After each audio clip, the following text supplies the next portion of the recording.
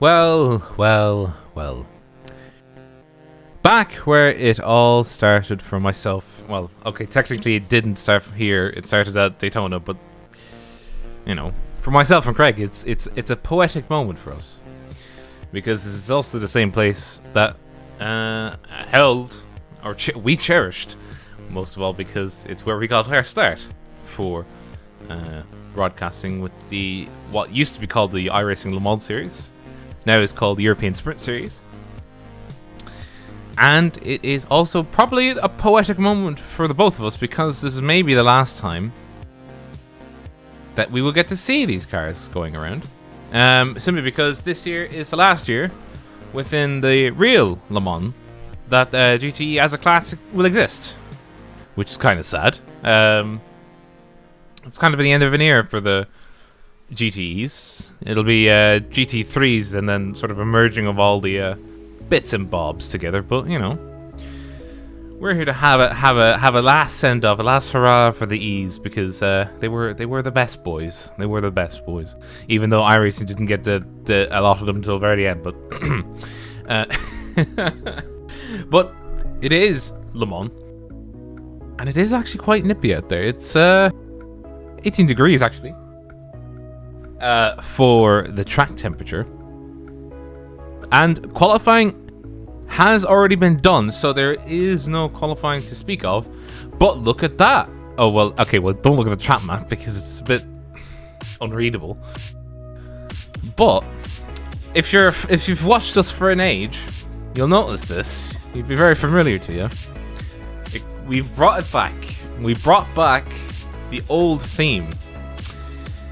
Simply because it's probably the last time I'll get to use it. Because I've been bodging together the other one so much. I couldn't make it in time. But more than anything else, it is also my way of sending off to my old theme. And again, sending off to the class itself. There will be no P2s, so there's no LMP2s for this one. It is simply LMP1 and GTE. Just the way it should be, really, No middle class getting in the way of things. And as I said, end of an era for what would be the GTE. I don't know, Craig. I don't know.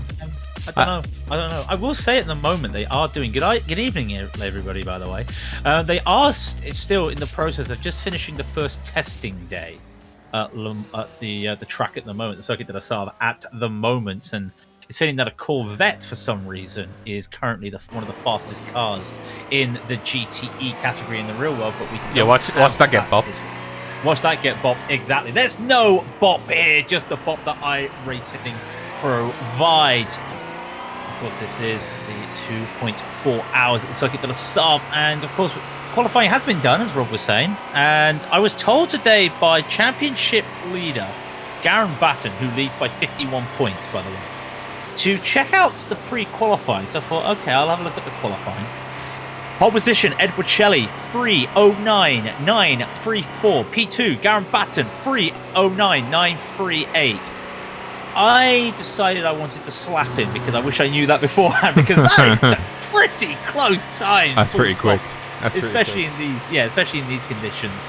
If you look at the GTE, it's similarly, but not as close. Daniel Blomqvist with a 3:48.190 and Claude Baval with a 3:47.111. Remember, because it is multi-class racing, 2 winners today for the championship. So just because Garen Batten might win the LMP1, if Alexander Olsen is in the GTEs, and he can also get a victory. So that could really throw things into some quite interesting situations here. Really nice liveries out here today. And of course, as we always talk about the charities, and of course we are a little bit drained from the 24 hours majors that we just had. Charity for the 2.4. Well, that's the car gone off. That is the car gone off. Just to say, the charity for this week's race is Fight Colorectal Cancer. Pretty sure I don't need to explain exactly but we are talking about the rectal and colon cancer, and it is a charity who tries to fight for all of them. Always get yourself checked out, ladies and gentlemen. That would not be the one. Would be the one thing I would not find pog. Is You had a camera down your throat? Yeah, no. Oh, you have. I went with my mother when she had to have a camera down her throat, and we sat there listening to the nurse explain, or the nurse or the doctor explain what goes on. Can we not? No, I really don't want to. Exactly. That's how we felt. That's how we felt. So.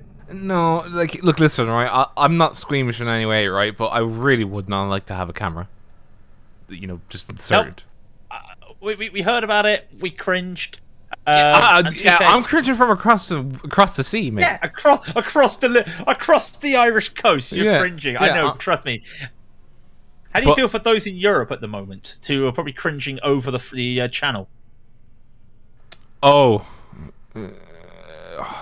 The fact that they're cringing over the fact that we're driving very old LMP1s.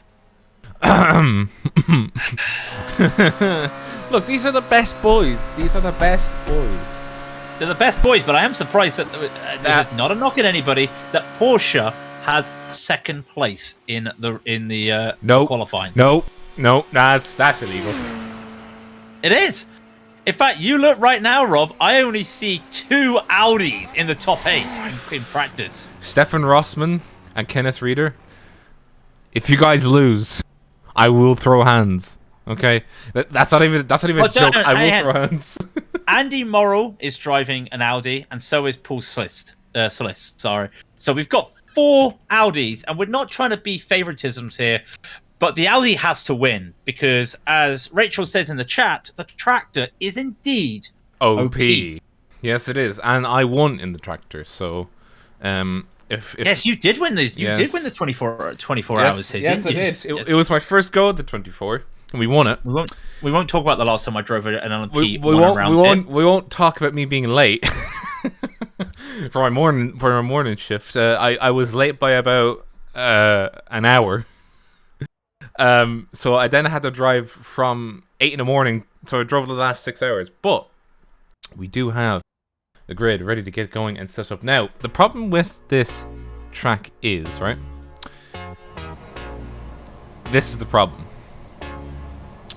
Now, you're probably looking at this and saying, what? You're just pointing a camera in 919. The problem's not the 919. The problem is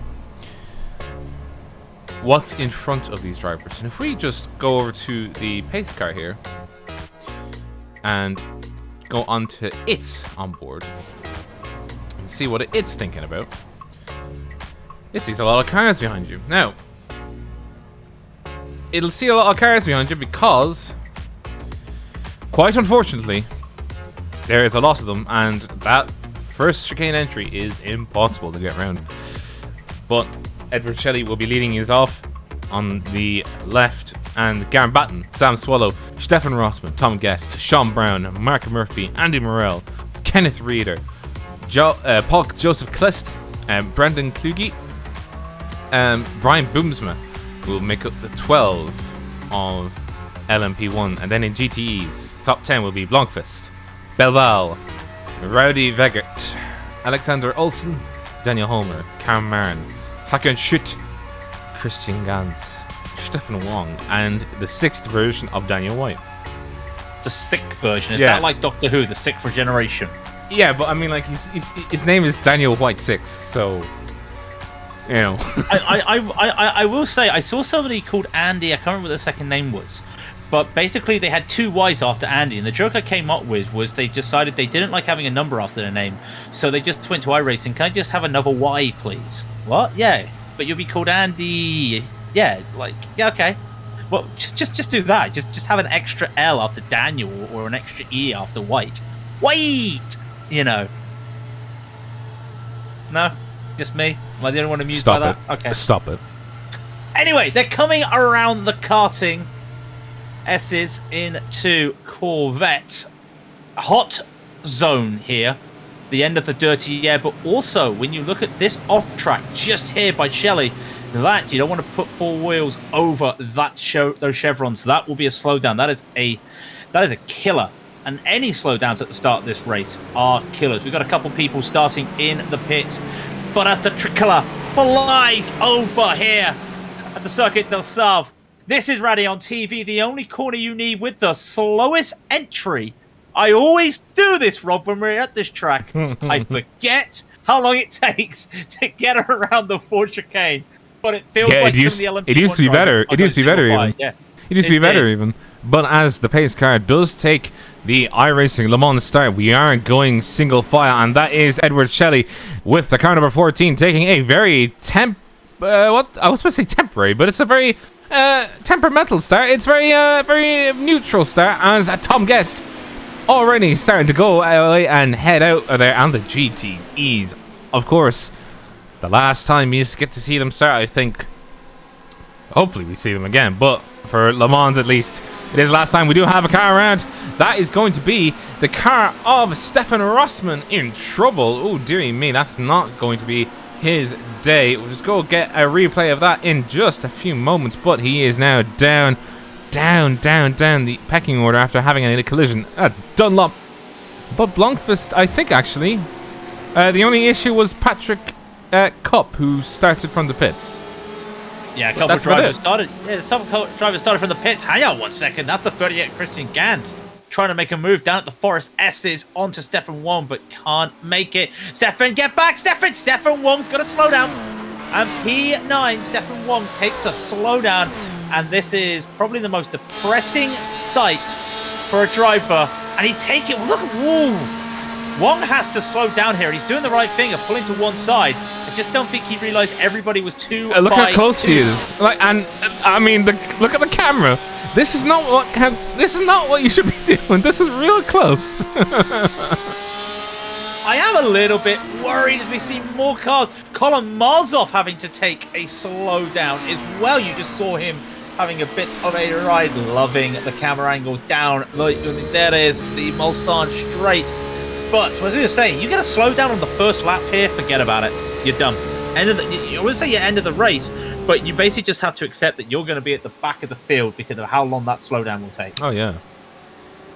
Now, I will say that Daniel, he's got 3 KI rating, and that was a bit of an increase from the last time I saw him. Oh, sorry, that is going to be Patrick Nice. Oh, dearie me, that's a big accident there. We're actually going to go ahead and see to this. I think I still have this set up properly. No, I don't. So what we're going to do, very quickly do this. So this is a replay. Apart from my shoddy camera work, this is a replay.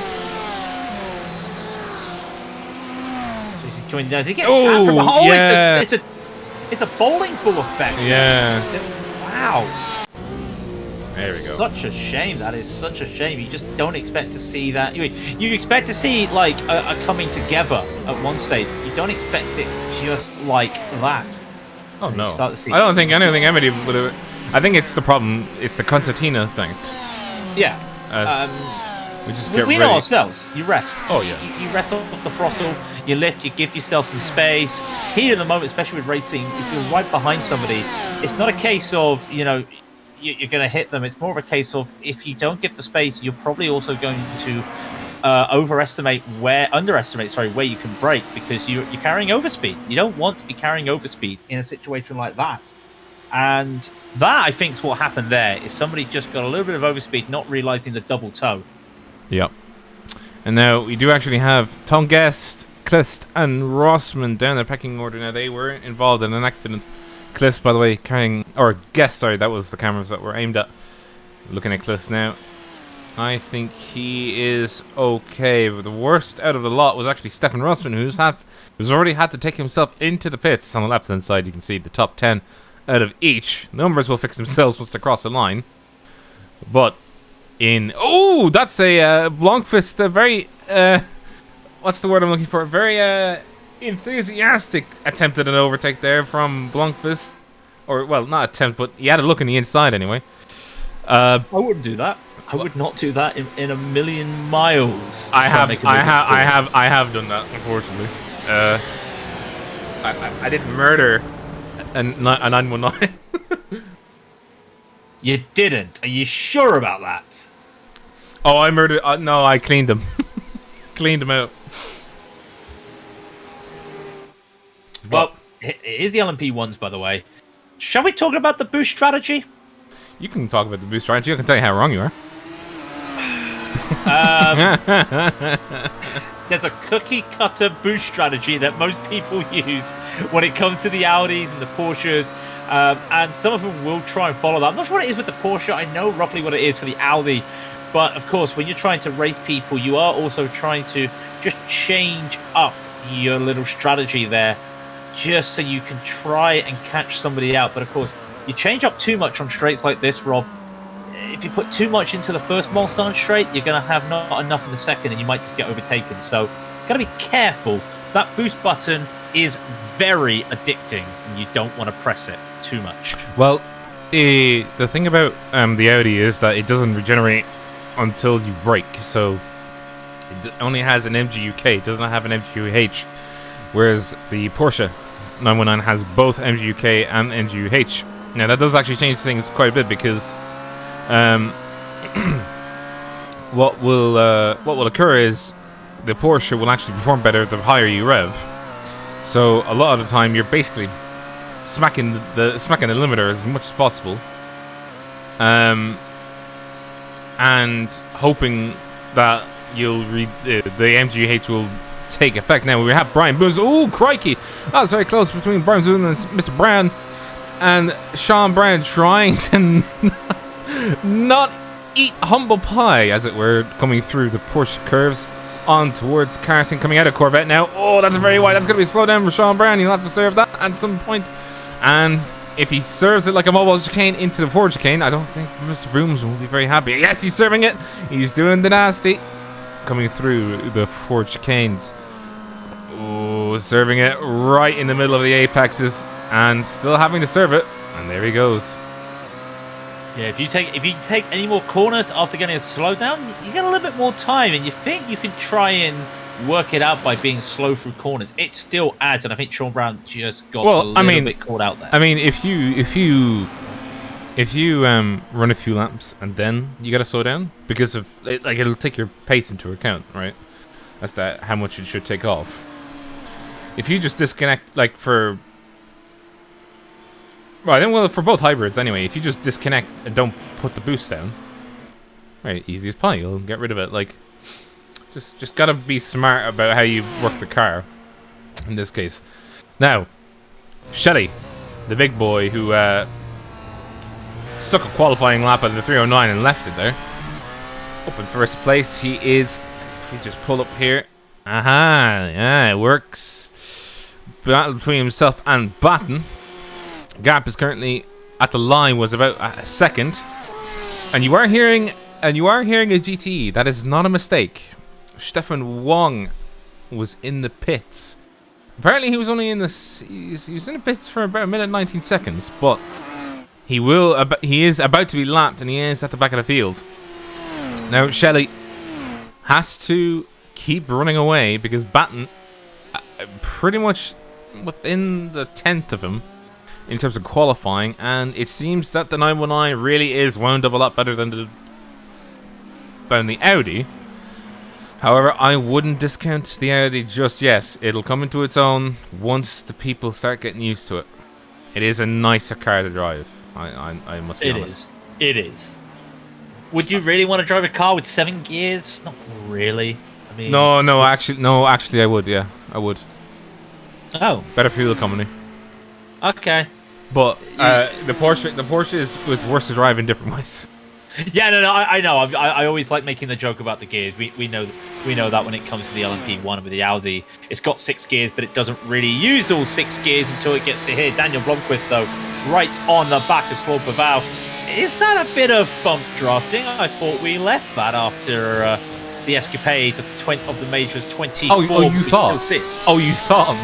Yeah, I thought. All I'm going to say is, we don't have to see LMP2 bump drafting like I saw when I first woke up this morning and saw chaos. So. Oh yeah. Well, to be honest, right? I wouldn't be surprised if that was a thing. But the funniest thing is, there's actually a noticeable, like, wide berth of... Which is right on board with Brad Walsh. He's trying to battle Mason Marzov for 36th overall. And off he goes. And just trying his very best to hold things together. By the way, we've already actually gone through just under 10 minutes. Lap 4:46 perspective. And the field does shift an M very, very slightly across the board.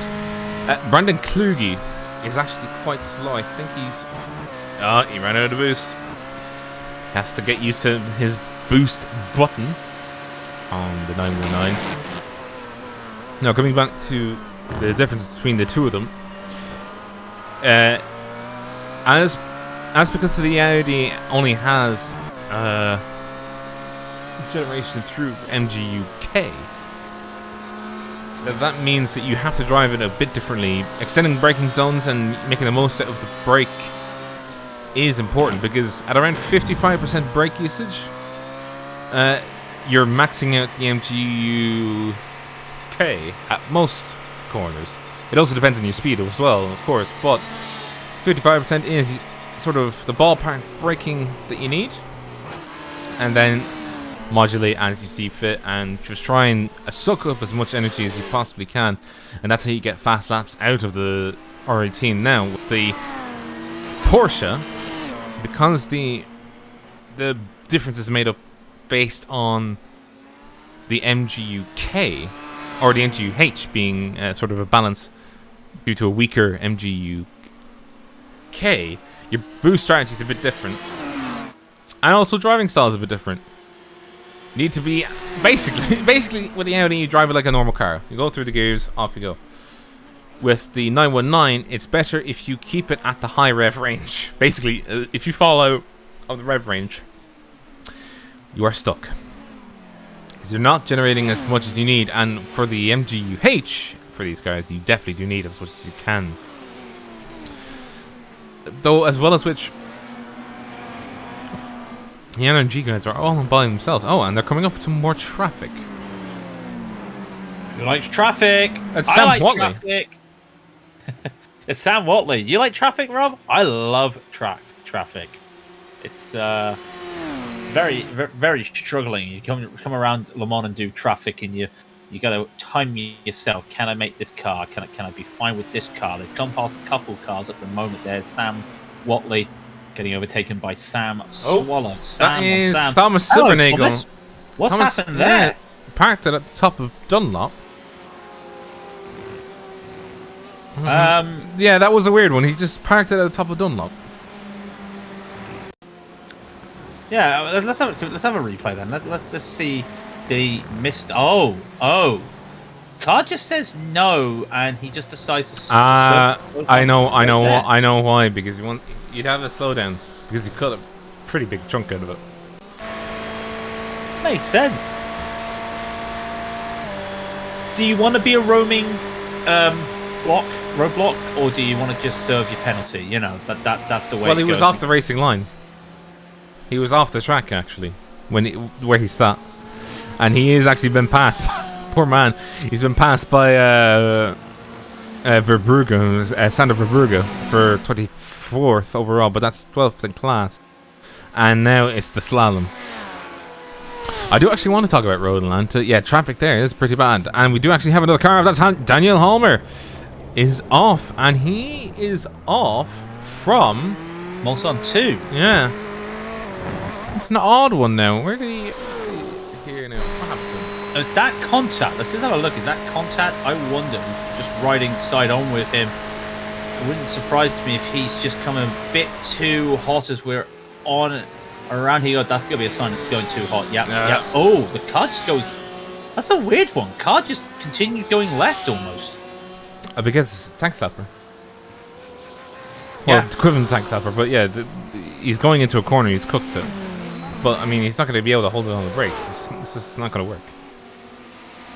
Want to bet? No, I'm joking. Oh, it's gone bad to worse for Thomas Silbernagel. He's just gone wide at Mulsanne corner. Yeah, he's just gone wide. He gained two positions. You have to remember. He's losing 3. Yeah, I might have to remember as well. So I am pretty sure some of these drivers. Now don't quote me. I think some of these drivers have actually just come from the 24. And that's Clist in the pits. What has happened to him? He hasn't taken a faster break. He's just gone into the pits. I think he's just doing his. He's doing his splash and dash now, and as you can see, LMP1 leaders coming on through. I told you, who doesn't like lap traffic? I love it. You don't really see a lot of overtakes when lap traffic comes around, but one thing I will have to talk about, we'll be talking a lot about the faster cars. Who gave these guys a cranked 919 setup that could do 340 at the end? Excuse me? Oh my goodness. No, but it's side by side here. That is going to be the 919 of Edward Shelley to your left. Cameras are looking at him right now. We're on board with Garen Batten as he's trying to close the gap, trying to get himself around into the Porsche curves. He'll have the inside line going into the Porsche curves. No, he backs out. Now, to come back to myself, I'm surprised. They must have found something in the setup that allows the slickness to be upgraded to 11. That's a not too wide C8, but well, again, oh yeah. Just remember, Rob. Oh my word! I mean, we talked who made these sets. Just remember, Major's Garage does provide a lot of fantastic setups for drivers. You know, so I'm just saying, would not surprise me if Majors has found a killer setup here. No offense to Majors, it does make me feel really bad saying that the Porsche's got a really good setup because I'm an Audi man. Yeah, well, it also does help the Porsches that, and I do say with this in all sincerity that it does look like the more skilled gentlemen of Sportsman are using the 919. The top 4 have the following I rating: 2700, 2800, 4000, and 2500. And that's Mr. Brown around in Dunlop. Let's have a look. So this is Mr. Brown having a bit of a Brown moment. I'm funny. Mr. Brown going around with a clown and a frown. And this is where he did it. What happened here? Takes it in slowly. Ooh, that is actually not good news. That was checked up by the C8, having a bit of an issue coming through Dunlop chicane. And then the 919 behind him. I think that would have been Kenneth Reeder that was behind him at the time. Just not getting the memo. And unfortunately, that is a done deal. Well, hopefully he does have his fast repair. Hopefully there's not a lot of damage, but he kind of went on 2 wheels there for a moment. And Stuart, that's not a good sign. Stuart Elder's got us the deets. He's got us the deets. He says, and I quote, "The NRG guys are all fresh from a 3rd place in split 3 of the Majors 24 in an LMP1. So yeah, they would have definitely had all the practice in the world. As Edward Shelley once again, he wanted to do it, but then he saw the traffic ahead. I will say, Mr. Batten, it's outside, my friend. It's always outside. I don't know. I think he wasn't side by side nearly enough for that to be a thing. At least personally. I was scared there for a moment. I mean, so was I. Heads up by Shelley to just tap the brakes and get off the boost button when he realized I might be a little bit too close here. I have seen some moves. But he needs to remember though, he can't. He may be the fastest class, but he can't take the inside line like that. You know, I mean, the slower class is the one that should stay laser focused on the racing line, and fast class should be going around them, not on the inside. Now that's a bit. Ooh, you see here, look, right? That's Garen Batten. He did take the proper line. He had the chance to do, and he took it. And Shelley held back and just did not charge ahead on the inside. Coming through now, that is another lap. That's lap 7 just gone by. They do these quite quickly these days. Lap times usually Well, they're at the 3:17s now, but the fast lap for the top three are all top four, correction, are all in the 3:10s. That's what happens when the evolution has gone to the way it is, and well, I mean the hybrids themselves, or the LMP1 hybrids anyway, are unfortunately long gone. Yeah, I just saw the corner of your screens. That is just on the corner there. These guys are racing hard at the moment. They know that these are the last GTs that they will see for a while. So let's try and get around them as fast as we can and also hold up our opposition, who's also our teammates. I mean, that's one to say. But they are doing their best to hold on. Brian Boozman, by the way, is going to make a move on Sam Swallow, just coming over the hill. They're side by side going down. And we've got this with Blomqvist and Vegot as well for third and fourth. Boozman gets by his 8P3 in the LMP1, and Blomqvist holds that position to Vegot. Just to say, Blomqvist actually at the line, he was actually 2 seconds off Claude, so obviously something has happened to bunch up the grid. Now Brown has just pitted in the 919. He has actually had to take repairs, and somebody has had an accident. And I can tell you who it is. That is Mark Murphy gone around. That is in Mulsanne 1, unfortunately. He has got it back up and going. Let's have a look at this very quickly. Over speed? Too much speed? Let's have a look. Let's have a look. That's what I'm thinking, but he's not going to try and make this double overtake right before the break-in, is he? He's going to, and this means it's going to be a little bit of a late... Oh, yeah. Oh! We kept it in, but yeah, he definitely. I definitely don't think that was like the most risque move. I think he just didn't. He didn't really think to break. Let's just look at it. I was going to say it's quite interesting. Was that overspeed that he just wasn't aware of? Yes. I think he was. I think he was just more used to being on the left side and just having a braking marker, and he missed it. I mean, plenty of people do that. Like. It's like when, like, especially if you're not used to multi-class racing, you're overtaking a slower class, and you're used to like being religious about like the brake markers because that's what you use for like your brake inputs and all that kind of thing. And what speed you need to get to. Who would do that? Who would do that? But who would more, do that? But more so, it's what you call it. It's just a thing that some people develop, and unfortunately, if you develop the wrong habit, where you follow it religiously instead of, getting muscle memory on how to, kind of distance ahead of you that you need to take, what you'll end up doing is you'll end up doing what he did, whereas you try and pass a slower class on the inside of them, you forget your brake marker, and off you go. And by the way, Kenneth Reader on the exit of Arnage has had an issue. Let's have a look on the replay here. Goes way too wide, bounces. Keep it at the wall. No, he planted into the wall. He at least kept the engine going, and it wasn't a big hit, but yeah, that's quite the hit he's had. I mean, unfortunately, it's a hit that you do not want to have whatsoever, but. I mean, at least he had it at a very slow speed, so he could at least get back up and going. He probably have to take some repairs because on the both LMPs, there's radiators on the side, and if you puncture them, it's game over because the engine will go poof within 5 seconds.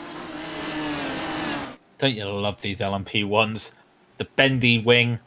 The pop-out ability of the wings, but back when we used to do the old LMP ones, we used to make a bit of a laugh when it came to damage getting taken on an LMP1, and then all of a sudden it just pops out with no problem. And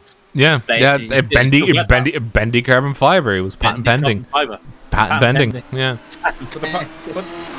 But the biggest thing about the LMP ones is the irreparability of floor damage. Don't remind me. Yeah. Anybody who's driven an LMP1 will know that if you strike the floor and if you strike it too hard, you will get permanent damage, and your car just loses 10Ks.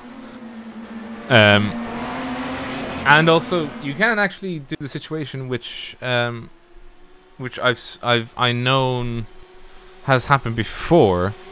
Oh, on the inside goes Edward Shelley, passing his teammate of NRG fame, Garen Batten. Two of them are the quickest at the moment, but Boomsma is in the background in a stock livery LMP1, and he isn't a slouch either. So he's gunning it. I think the three of them are going to be meleeing for quite a while. We're going to keep it here for now. Ooh, no way! Oh no way! With a little bit of netcode as well, but Brian Boomsma around the outside of an arch in a Porsche LMP1 on a Sunday. No, I'm a Cindy. Never. A Cindy. Never. What a move. I know that may have been a little bit choreographed there from Garen, but I don't know if it was or not. But Brian, that is still a move that you've got to be careful with. And some of these guys might be careful. He's being careful with it. He's just doing his own thing, you know, living his best life.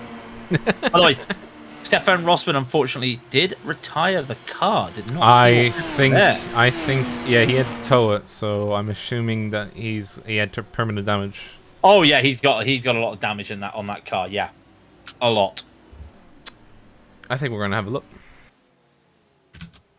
Go on, let's have a look. Oh, not this again. Do you see? Did you see where it happened? No, I didn't actually, but he's already got some damage here, but this is not the worst of the damage. I think some of this is what he got repaired. And yep. That'll do it. That's a weird one. Yeah, that's a weird one. Both going down the Forest S's. Go on to his roll bar. That's the Ferrari spinning. Now he goes left, and Brian Pants won't, but unfortunately, he's actually been pinched into the wall, and that's game over. Because he's already used his fast repair, and he's out of this race. Brian Boomsman's right on the back of Edward Shelley. He's going to be making a move right here. And just like that, boom goes the Boomsma. He takes the lead. Oh, he's bouncing off that. He bounced. He's made 11 places already, Rob. Maybe he was the real sandbagger. Maybe he found the cranked setup. They're all the same team. They're all NRG at the end of the day, aren't they? They're all NRG. Oh, wait, hang on. The livery might not be loaded. Hang on. No, the livery isn't loaded up. I wasn't going to say anything. Say something. Tell me. Garen Batten Trading paints. It is kind of losing out here, but again, he's holding on. It does give me a nice little time to just go over the standing because... Oh, yeah. In the top 10... There is one person who is not part, two people who are not part of the 919 Bright or NRG. Just overall in the overall standings of the major series. Are they the two Audis by any chance? Well, Garen Batten, Alexander Olsen, Brian Boomsma, Daniel Blomqvist, Daniel Holmer, Alexander Vega, Hakan Schutt, Sam Swallow, Mikael Hagström, and Eric Feek are your 10 in the championship standings. And look how many of them are in the LMP1. I count 3 of them. 4 of them, actually. Yeah, but what I was saying was, right, tell me in the top 10 who's not NRG or Bright Esports, and then tell me who's the Audi drivers. Right, so Mikael Hagström and Eric Feek are the drivers not part of Bright or NRG. Oh, okay, so Aaron, Brian and Sam, of course, are not Bright, so that gives you an idea. So Hagström... But what's Andy Morel? What's Kenneth Reader on? That's what I want to know. Well, Kenneth Reader is on an Audi. Yeah, but what team is he a part of? Oh, Kenneth Reader. Oh, crikey. Sorry, but Boomsma having a bit of a Brian Pants moment, having to navigate. What? That is a car that just slid off the track. What? What? Did you not see that? That Porsche literally just got slid off the track. I don't know which Porsche it was though. That was with Kenneth Reader, wasn't it? Yeah, it was. Yeah. No, it wasn't Kenneth Reader. It was Boomsma. Oh, we just had another accident on the backstretch. It was poor Alexander. He just had a bit of a brown pants moment coming out of Mustang 1. But yeah, there was a Porsche. I think it's been this one. Marcelo. It might have been Marcelo. Is it Marcelo? No, he's just coming to the pits.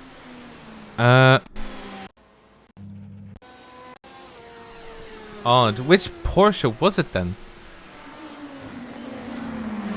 I'm gonna have to, like, you're saying about a Porsche just sliding out of nowhere. You know what? I've just found it here. It's Frederick Forsyth. Where is he? And simply put, he discovered what grass is.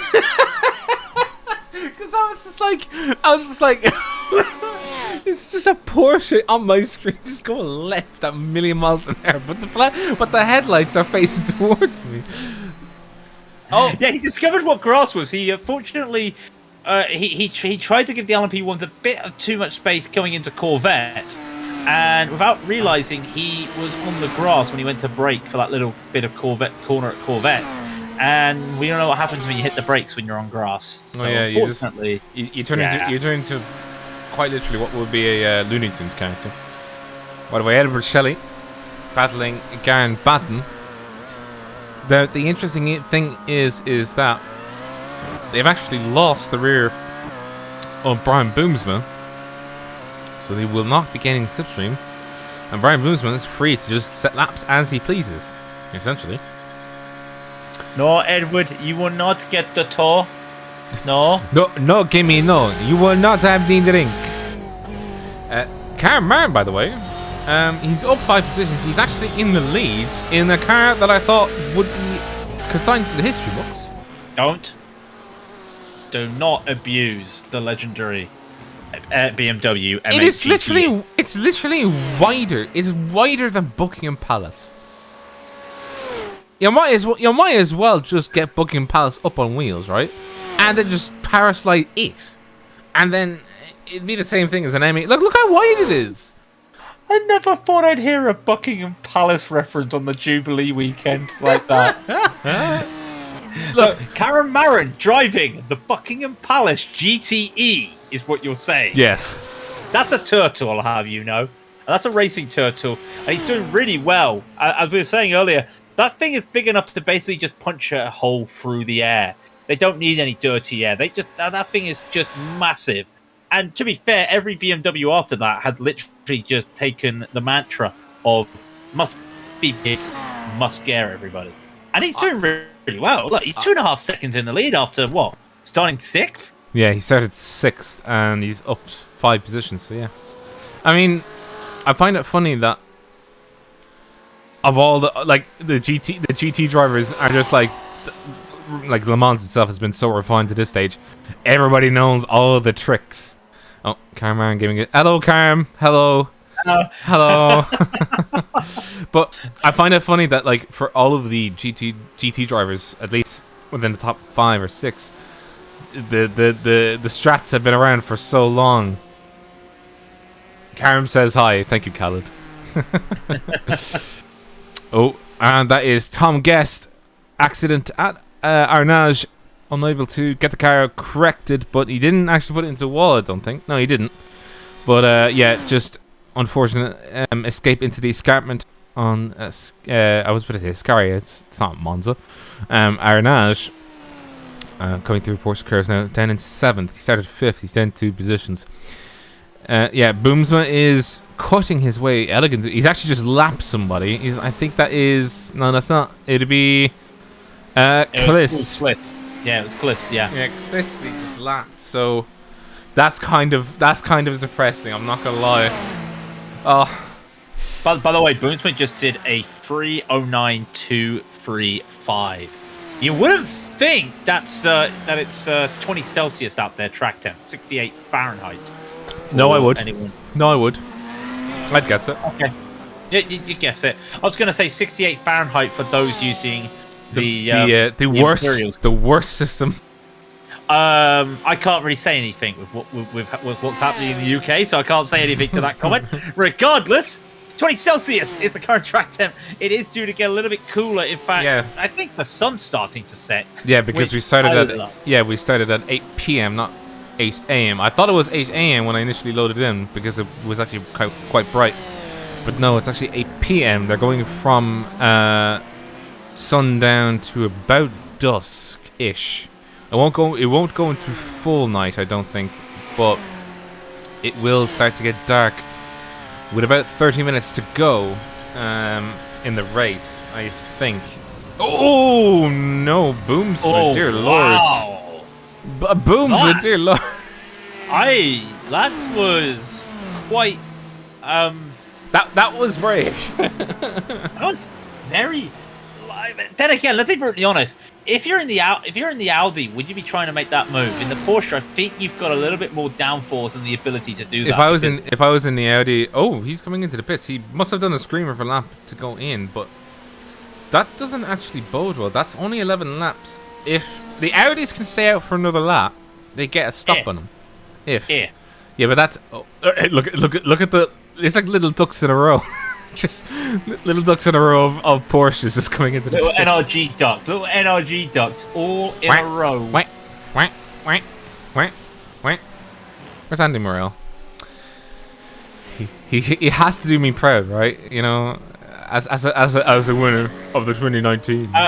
Andy, Kenneth, no pressure. Yeah. But you've got two guys that have done Le Mans in an Audi here. That remember the old days of doing 12 laps and extending those pit stops. You've got a little bit to live up to. Well, that was because you didn't have to do a big pit stop then, because you could cheat. Yeah, it was a quicker pit stop, wasn't it? They had to nerf the pit stops for the LMP for the Audi because at the end of the day you had the Audi that could take less time in the pit because it had a smaller fuel. 50 liters, isn't it? 50. Yeah, it's a 50 liter fuel tank.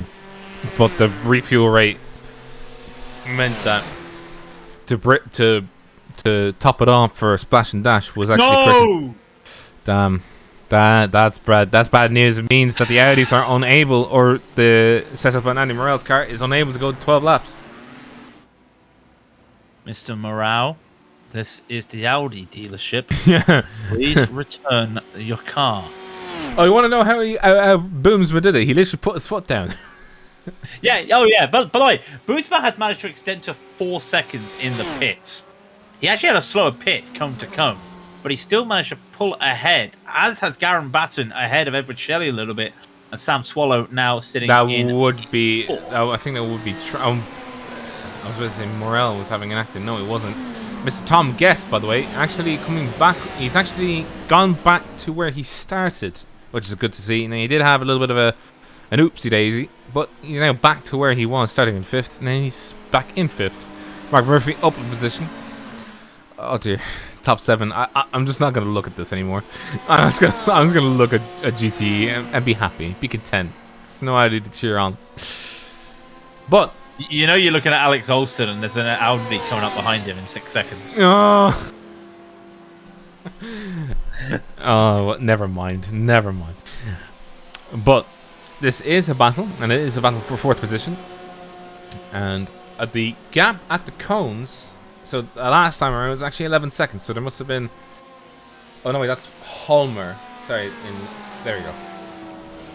So the battle for 4th at the moment is between Vegert and Olsen. And as the Audi, Audi better. He backs off. No, he backed off. I think that would have been the safer option. I think if he's not confident, it's better to hold the brakes and wait.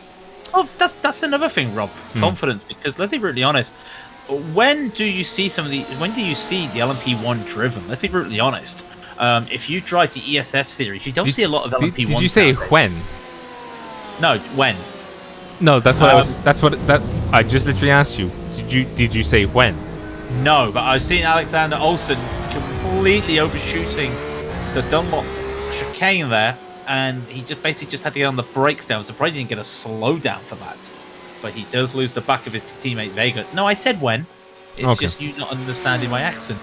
When do you see an LMP1 it wasn't ESS? It wasn't your accent. It was more just that the question was a bit weird, because I never heard somebody say, "Oh, when did you drive?" I was like, You know what I mean? Like you don't see a lot of LMP1 drivers until you get to Le Mans week in ESS. So you don't see a lot of these guys driving around in an LMP1s nowadays. It's not like the days when Rob and I, when we were young, driving around Nürburgring and Interlagos and these things. You know, crashing a lot. Mainly just a niche car now. Let's be brutally honest. It is a niche car. It's not a niche car in the sense that it's not driven. It's more so that the people who do drive are the diehards. Are the people that there's very few new people that drive it, and to be honest, within I'd say about a year or so, there's probably going to be nobody driving it because LMP1 as a class doesn't exist really. So, which is kind of sad because it's been replaced by hypercar, but there's no hypercars on the iRacing service. So, and even then, the hypercars are going to be gone as well, I think, aren't they? No, I thought LMDH was going to replace them. No, but hypercar is LMDH. That's the whole idea. You can still run a hypercar. But and that is Karen Marin having to deal with the spinner, and that unfortunately was Kenneth Reeder having a spin and unfortunately blocking the way for poor Karen Marin, who is now under direct threat from Claude Belval, flashing his lights. Let's not take the debate on light flashing. Let's just see what's going to happen here. Side by side, BMW versus a Ford. That is a combination you don't hear regularly in these the Ford's days. passed them. And the Ford has No, got he around hasn't. him. No, he hasn't. No, he hasn't. No, come on, you've got to understand the inside line. And I don't think Belval had the confidence to make that move. He had him on like the acceleration, but then the M8 just kept accelerating. Well, yeah, that's what you do on a car. You you know what I mean. Like as you go up through the gears, and you get to a certain speed, you lose acceleration pace. Whereas with the M8, it just kept accelerating. Engine braking, basically, is what you're saying. No, it kept accelerating. Okay. Not decelerating. Well, Karen Marin just went wide at Porsche. Sorry, Karen Marin just went wide there at Porsche.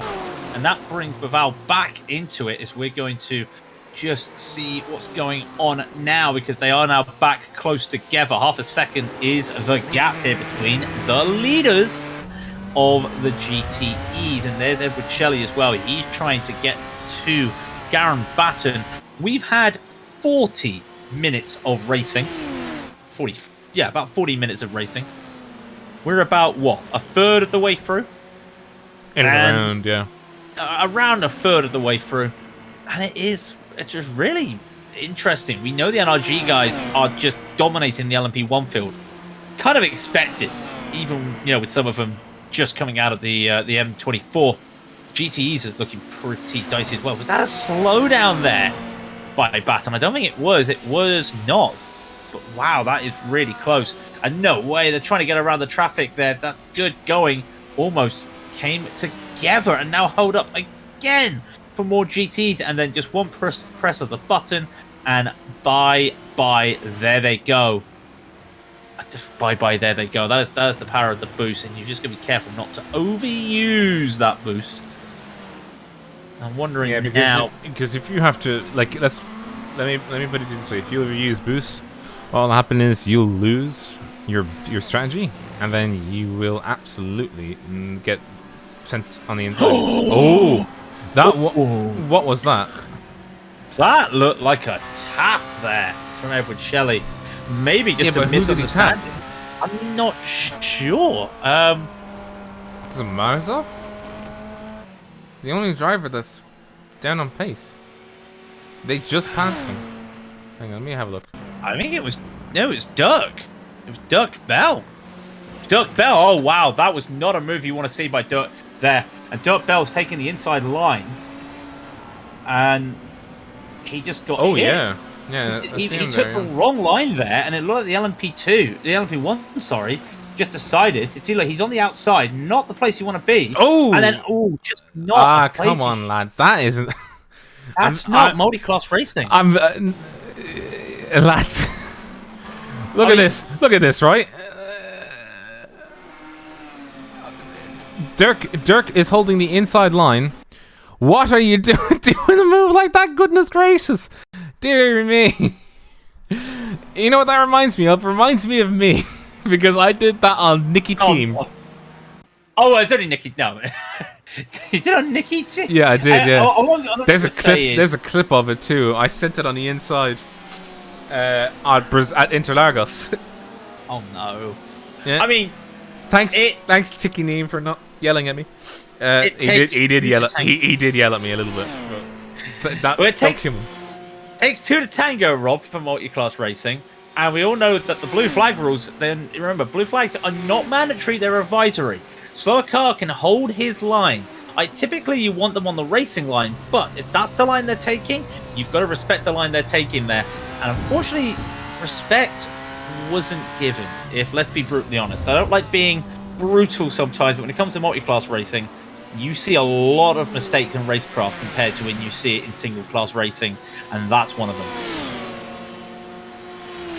Are you being facetious? No. Okay. I'm just doing my best Martin Brundle and just moaning about things. Yeah, but you don't sound like you're 60 years old.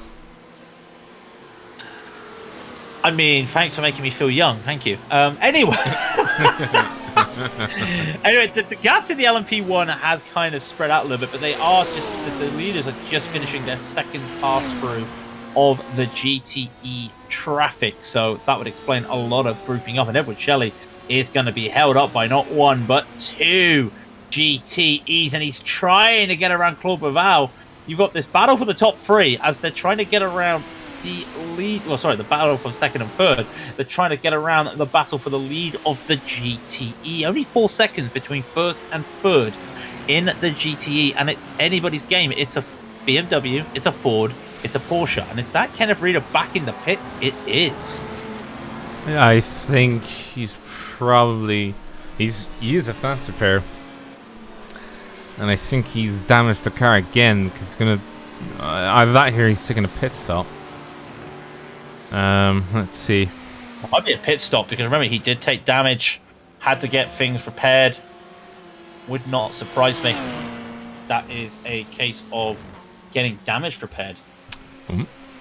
I can shoot, by the way, in 8th position, chasing down Colin Marzolf in 7th. Now, I think it is going to be who is the Charger is Marzolf. He's up 7. Hackett is down 1. Gaunt is up 8. Yeah. Well, I mean, as in like he's of the two.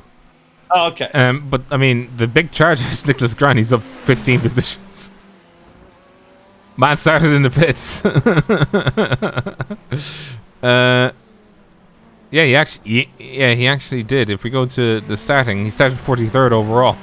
He's now 27th overall. Yeah, he's made up a few positions. I mean, at the end of the day, as long as you just keep going. Exactly, a position to position. What? Just remember, we have for the last few events, we've had 2 splits for Sportsman. So this is the first time the Sportsman has been combined all season.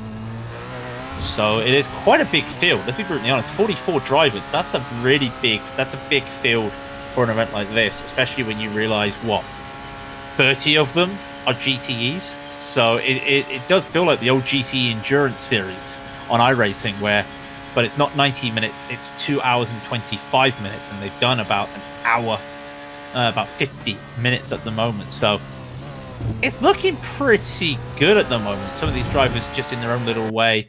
Other drivers, they're just deciding to take battles. One thing I haven't seen, and I am surprised at this, Rob, where's the fuel saving? Where's the trying to go an extra lap? I haven't seen any of that right now. You tend not to do that in the Porsche. You do that more in the Audi because you can get away with... What about GTs as well? I've not seen it full stop. Well, personally, I would have said that. Oh, crikey, that is Claude. But oh my goodness, sorry, Karen Marin is really under some serious bother. There's something not too good about is driving at the moment. If we just go backwards, just a wee little bit, you can see what the problem is. He was actually under threat from Claude Belval in the number 560 Ford. Karen. Ooh, yeah, just squirming. Yes, very squirming coming out of Indy. Tried getting it back under. No, just the car's just not agreeing with him right now. Kind of has to maybe some renew and recuperate. I think just get back into some sort of rhythm. I think he's just throwing himself off. Actually, if I'm being honest. I've got a way to sort this. Karen, turn the stream off. Oh, he's coming in. He's coming in with Mr. Coming Raidillon. into the pits. Turn the stream off. Blancfist does not come in. Blancfist stays out in the lap. What? Sorry, Karen Mara just went sideways getting into the pits. That was a squirrely on the brakes. He was a little bit hot going into the pit lane. You'll just see it here. Comes around. He does not realise the Paval is right. Yeah, that was close. Yeah, the speed limit is quite early in terms of the actual coming into the actual pit. Well, in terms of pit stop catastrophes, that's the closest we've had. You shouldn't really see any others, but he does get into the pits with no problem. But they're the first of the pitters, really. Vega is welcoming him, but the rest of the drivers, Blomqvist, who is 4 seconds ahead of them, not wanting to take a pit stop at the moment. Pretty happy where they are. Could be that well, he was driving on his own for quite a while. That is one very damaged. I think that is Marlzov. It is Marlzov, very damaged front end Genie Mac. But I would have said that Blomqvist probably would have said to himself, if he can save the fuel, save it, and then just run his own race. Because if he can avoid it, I'd say he'd probably want to. He wouldn't want to do many pit stops. Now it depends. I think it's an hour and oh no, I can't remember how long the GTs last on a tank. I think it's just under an hour. They've been out there now 50 minutes. So correct. And I think you find it's a bit further than that. Somebody please is going to come into the chat and be somebody's going to tell me I'm wrong when I say this, but I think if at a push they can last 55 minutes to an hour, which is we just wait for someone to say you're wrong. Yeah, but it's important for Blomqvist because if he runs to that and if he runs to that and doesn't get distracted, which it seems he's doing pretty well right now, he'll be absolutely fine with it because he can just keep doing as he is and not having to worry. Look, pulling out for the slipstream because he's actually just catching up back now to the back of Marlzov. Now, I should say, as we do have a situation where the blue flags will start waving. If you're new to iRacing and you've just come into the stream, welcome. But you are thinking to yourself, or probably, why is the car in 28th position not moving out the way? Why is he not moving out the way? It's an advisory flag on road to say that a faster car is behind you. In other words, you're about to be lapped by a car. It is not mandatory for them to get out of the way. It's courteous to do so, as Marlzov is. Well, he took pretty well in to let Blomqvist by. He didn't want to slow down.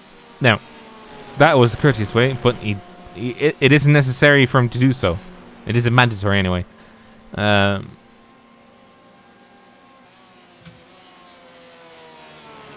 So Stuart Erdl saying that the Corvette and Ford can easily do 13 laps.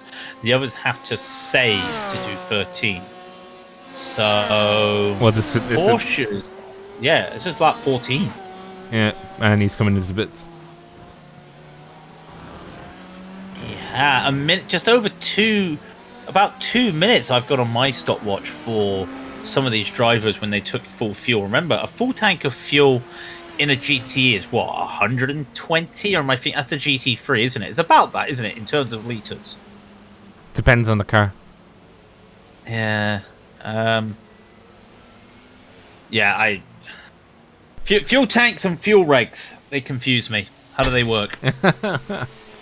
And also, as well as which, the ballpark's about what? It's about 30 seconds for a fuel tank, and then the tires are about another 30 seconds. 20 seconds, I think I found out for tires on average. So the rest of the field is in. Mike Gaunt is coming in as well, and that is the Hansen brothers livery car there. Karen Marin, Karen Marin is staying out. Oh, because he took to the pits. I think he took to the pits. Where did he take? Last lap. So he'll. What surprised me, because remember he was in a battle with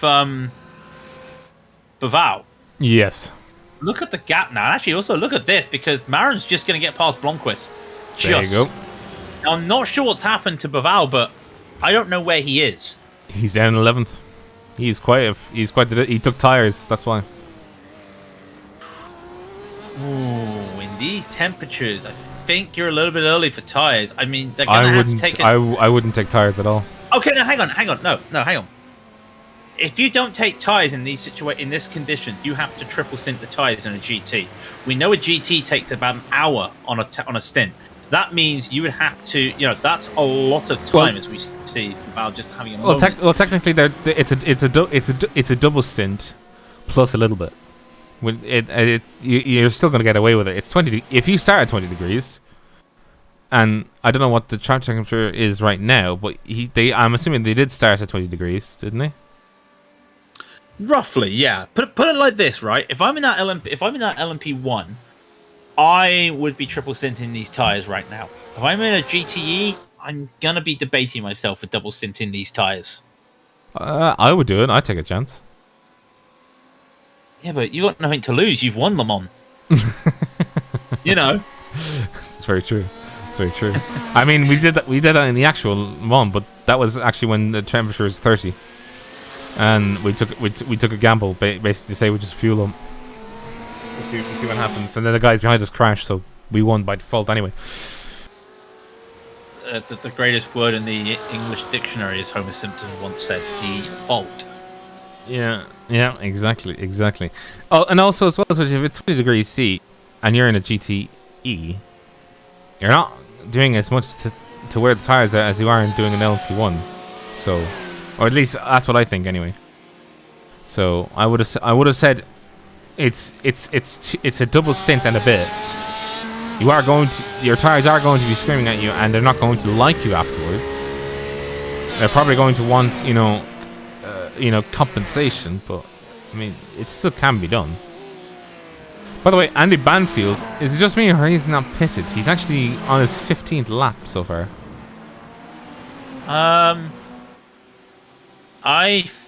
Wow, yeah. That should be a pit stop, and I have yet to see him take a pit stop. But yeah, no, he's the only. He is the only driver to have not stopped yet. He will have to. How? Stick behind the car ahead of him, and just sip fuel, like. He's created a car that can basically just take less fuel in, which I love, but at the same time, it had put him. Well, it's put him what, P6, so that's not bad. You mean P9? P9. Maths is not my strong point. So he's not really gaining a lot from this, is he? It depends. If he was able to just do a one-stopper, yes. If he has to do two-stopper, no. There's a practical limit. There's a practical limit of how fast you can go while you fuel save, and I think he's just gone on the wrong side of the track for that. He's lost 2 seconds on this lap alone.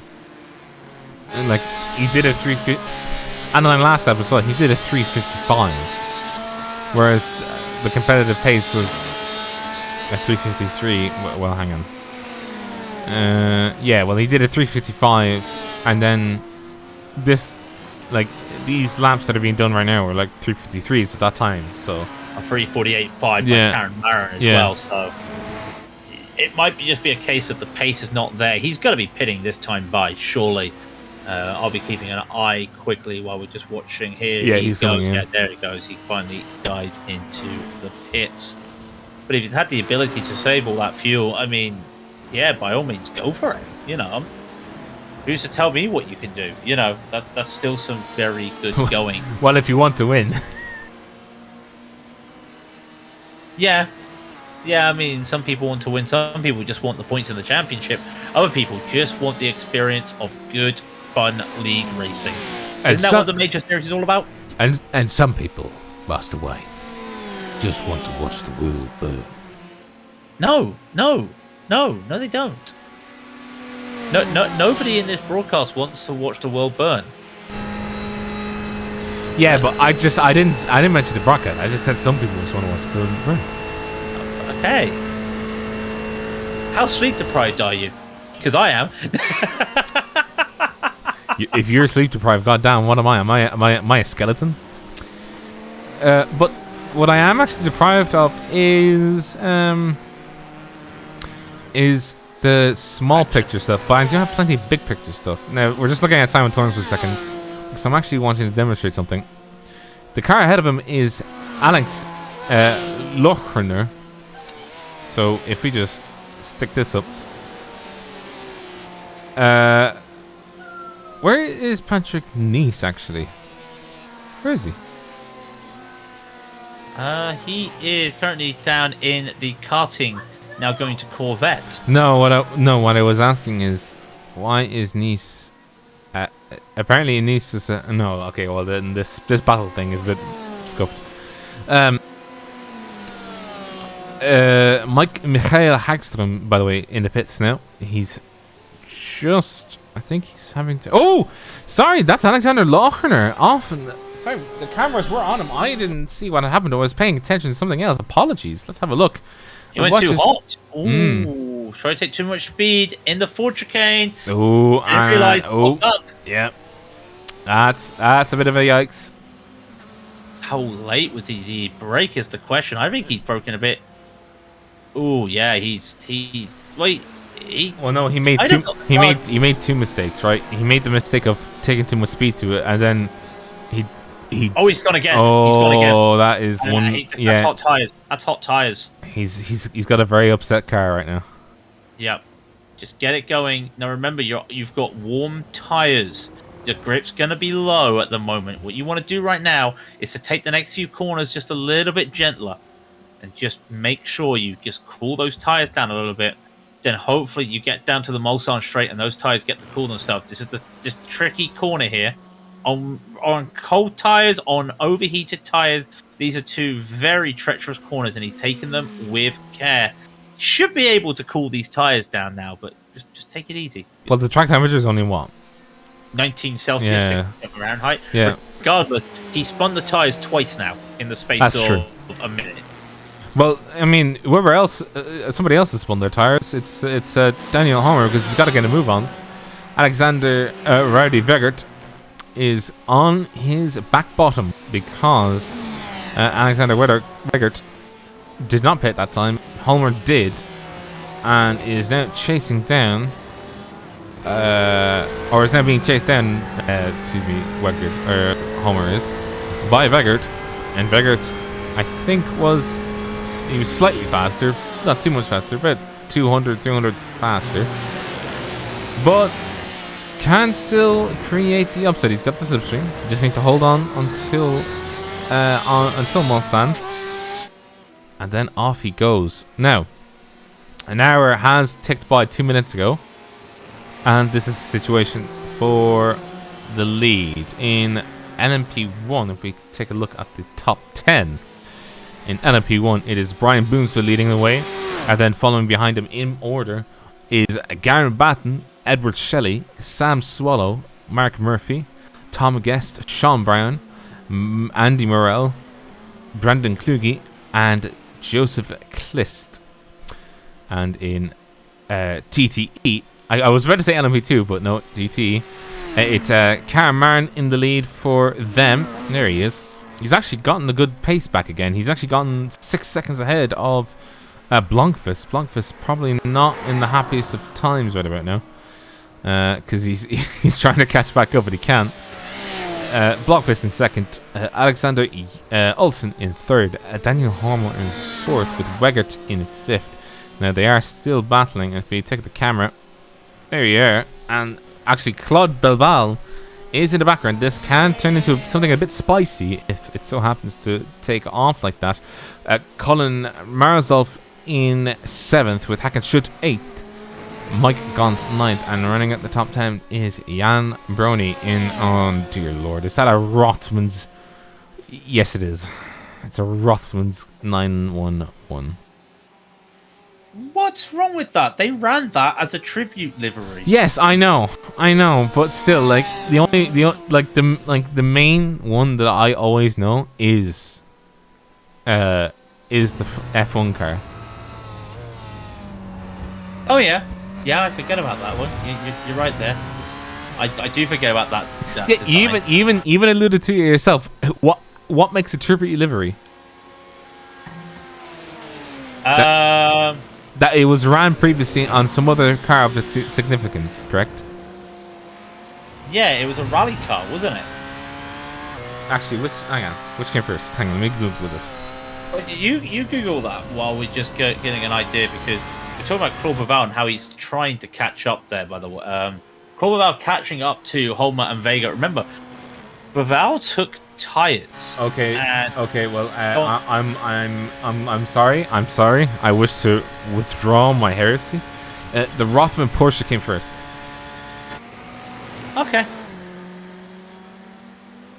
That's good enough for me.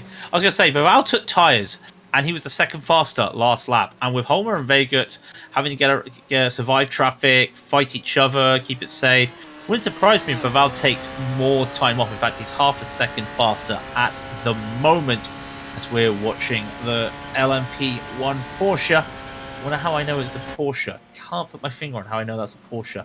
But the Porsche is leading the charge as he goes down Mulsanne into the second chicane. Around he goes, and for Rob's sake, meow. Thank you. Yeah, so the Rothman Williams was in 1994. The Rothman Porsches were in the 80s at the very least. So, like, the 962s were of Rothman fame. Or there was at least one that was painted in a Rothman livery, and that was in 1987. I wasn't even born in 87, Rob. I know I'm on the old one here, but I wasn't even born in 87. So, but it is a nice livery. There's something about those old those old liveries. I think a lot of it is because it's not body wrapped cars. It's paint. Craig.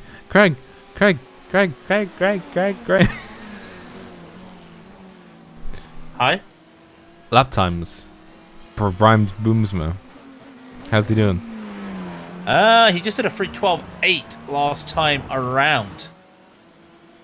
He did a 3:10.625. He's been in the 3:10 for most of the time, and that last lap getting held up by traffic at 3:12.780. I mean, Aaron Batten, he's catching, but it's 12 seconds is the gap, and if Boomsma gets another decent lap going, I think he's going to be fine.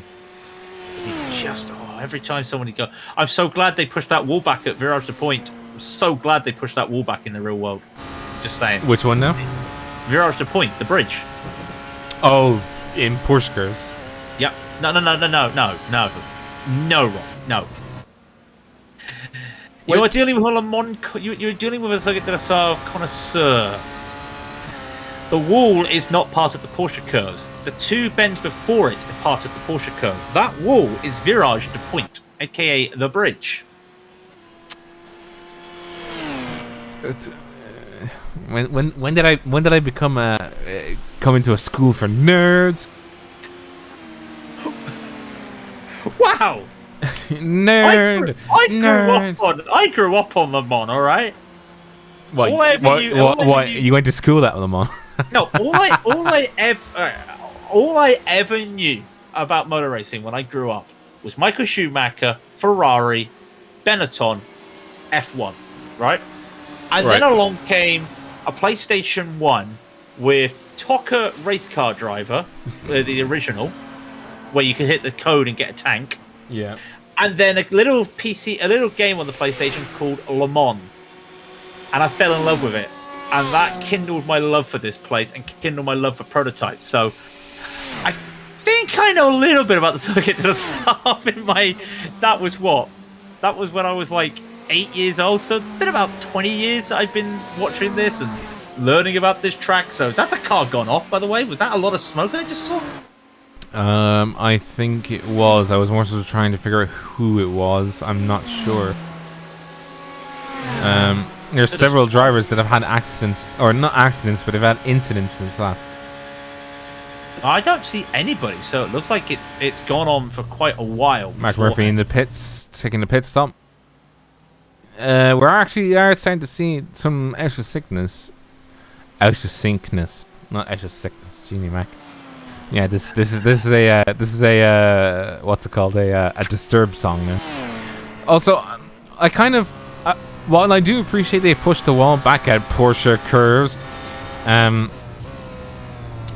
the one thing I like, I do know that they still go out to the outside wall, but I mean, like, that was a thrill to, like, you know, you were basically an inch from getting made into a pancake. I mean, I know that's not a really healthy thing to be thinking about. It's like, yes, I have avoided being made a pancake today.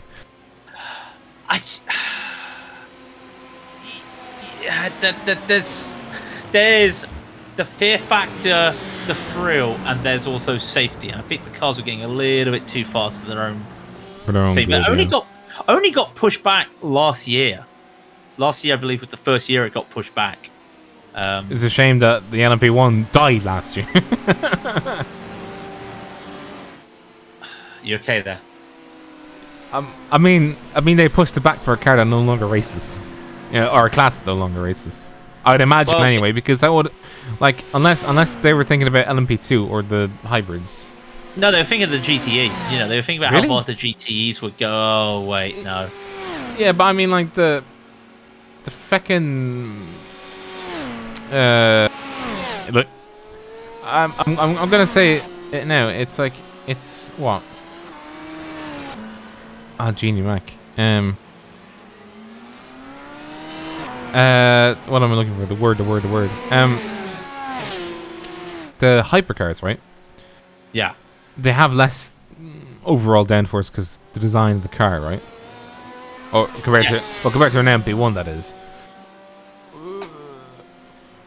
But, you know, and I hate to say it, but you know how you can avoid that? The brakes. Oh god, the brakes. Yeah, they are a thing, and you know, they do have to regenerate their battery. So that is a good point. By the way, we got a free car. We got this free car battle going on. Oh, crikey, we do. And it's almost 3 wide. And it is almost 3 wide. And Baval's going to take around the outside. He's not going to try and make this around the outside of the Mulsanne corner. Side by side they go. Is he going to hold on to this? There is going to be a bit touching. They've managed to keep this going. Oh, there's no room. No room there. Yeah, unfortunately, that was potentially going to happen. I take another look. Now, there was a little bit of a touch. Baval forced to the outside. He tried rejoining the track. Yeah, there's no room. Room. Unfortunately, while he was forced to the outside, he did coming back, but I mean, he's coming back to where a car is. Look, a car is right there. He's not going to be able to. But I mean, technically, the thing is, he's still on the track. You know. Yeah, but he tried forcing Homer to dot the right. Okay, do you want the serious news? What? Claude's got a meatball flag because of that. Excuse me, what? He's got steering damage. He had them. I don't mean. Yeah, it is steering damage. That steering wheel is not straight. What do you mean? That's practically straight. Okay. Well, actually, no. I'm looking at it. What do you mean it's practically straight? Looking at his nose, looking at his fender, completely pushed up. Okay. Well, no, I wasn't thinking of that. I was also. Oh, he's got a very nice helmet. But like the steering wheel itself didn't look crooked. Let's have a look. Slightly crooked. Let's see when we get straight here. It's honestly not that bad. I know. That's what I get. It's not that bad, but yet he has to take a pit stop. They say you cut the course. You have to slow down to give it the time going. Wait. Oh, it's like, looks like your car is toast. We'll need a trip back to pit lane. Press and hold the reset button and we'll come and get you. I've missed that. But that is such a shame for Val. He was on a charge. Yeah. In all due fairness, he made that move. And while he's not on the track, he hasn't got a slowdown because his tyres are still on that curb, and that is the cut-off point for being off the track. But so I mean, it's a tough one. I mean, to be fair, if you got a slowdown at that, at Mulsanne chicane, that's an achievement more than anything else, because it's very rare for anybody, even if they intentionally Who would do that? Who would do that? Wow. Tough crowd tonight. Who would get a slowdown at Mulsanne? Yeah, but no, but seriously, who would? I would not know. It wouldn't be this person. No. Wait, you got a slowdown at Mulsanne? I take a very shallow and sharp line. No, you take a wide berth in and you go narrow on the outside. I kind of go a little bit narrow, and there have been a couple of times, only twice in races where I've taken a slowdown for cutting the inside. And let me tell you, if you think cutting Dunlop is a problem, if you think cutting Corvette, if you think cutting the Ford chicane, oh no, have a 2 to 3 second slowdown by cutting the inside of Mulsanne. Well, it's horrible. Well, I mean, Le Mans is quite strict. If we take a look on Shelley, he'd be actually the perfect person. Not because he's getting slowdowns left, right, and centre now. I should make that clear. But because he's actually coming up to the section where I'd like to actually demonstrate it. A lot of this area, we're right on board. We'll just get the speedo up for you. So you are reading at kilometers an hour now. So if you are of the Imperial system, I'm sorry, but metric system won ages ago. But you can see here now on the left hand side, he actually goes out quite a big distance. The blue marker, as long as he's to the right of that once it ends, he doesn't get a slowdown. But if he stays even a millimeter to the left of that when it ends, it's 2.5 second slowdown, which is it's punishing. It is very punishing. I'll tell you another one that's punishing is the exit of the Dunlop chicane. You've got those two little bollards. You cannot touch the furthest bollard because that gives you a slowdown. In fact, I had a teammate this week doing some ESS races. He screamed at me, "That's not a slowdown." He clipped it with the side of his car. When I say clipped it, there's a screenshot I've got. He probably ran over it. He's inside it. It. So if you're touching it, that's a penalty. That's a slowdown. They are quite strict, but I would rather have a slowdown system than an off-track system. Well, some of them you can actually get both. Yeah, but you know what I mean. On this track, I would rather you get the slowdown there than get an off-track. So I do like the system. Don't get me wrong. We moan, we complain, we lose our momentum, we lose races because of it. But at the end of the day, I would still take the slowdown system here at Le Mans than say, let's make it off tracks. Because you are technically gaining an advantage. Now look at that sun. Very nice. But yeah, I do agree with that. The fact that I would rather slowdowns over... I think everybody would. I think a lot of people would, because I mean it doesn't affect your safety rating if you... I mean, it's a much better way of punishing a driver. It's like, oh, if you want to go wide, that's fine, but you're going to get a slowdown for that, you know. And I think that's a better way of dealing with it. Now, I hate to see it, but unfortunately, Mr. Morel and Reader are way down the pecking order. They're actually a lap down as of right now. But I will say, on the side of Andy's car is a very nice shout out for Cure LMG02i. I think that's what it says. And yeah. One of the sponsors we've had, I think it was the sponsor for the Indy 500. LMGID 2i. Correction. Yeah, LMGID. Yeah, that's it. Yeah. That was the sponsor, the charity. Sorry, not the sponsor, the charity for the Indy 500. You keep saying sponsor when you mean charity. I think.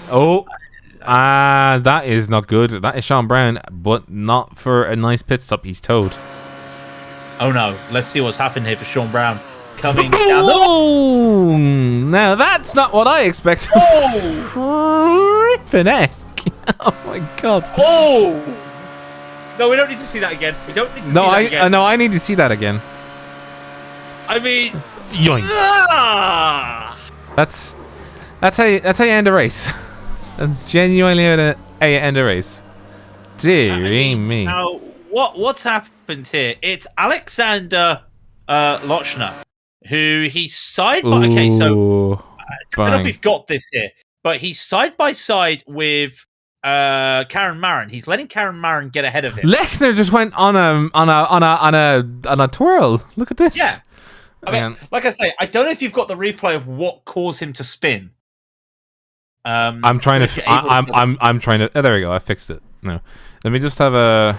I do have this on replay actually. Yeah, so let's watch this. I've just been seeing this myself. So here he is. That's Karen Marin in front of him. He wants to give Karen Marin the position.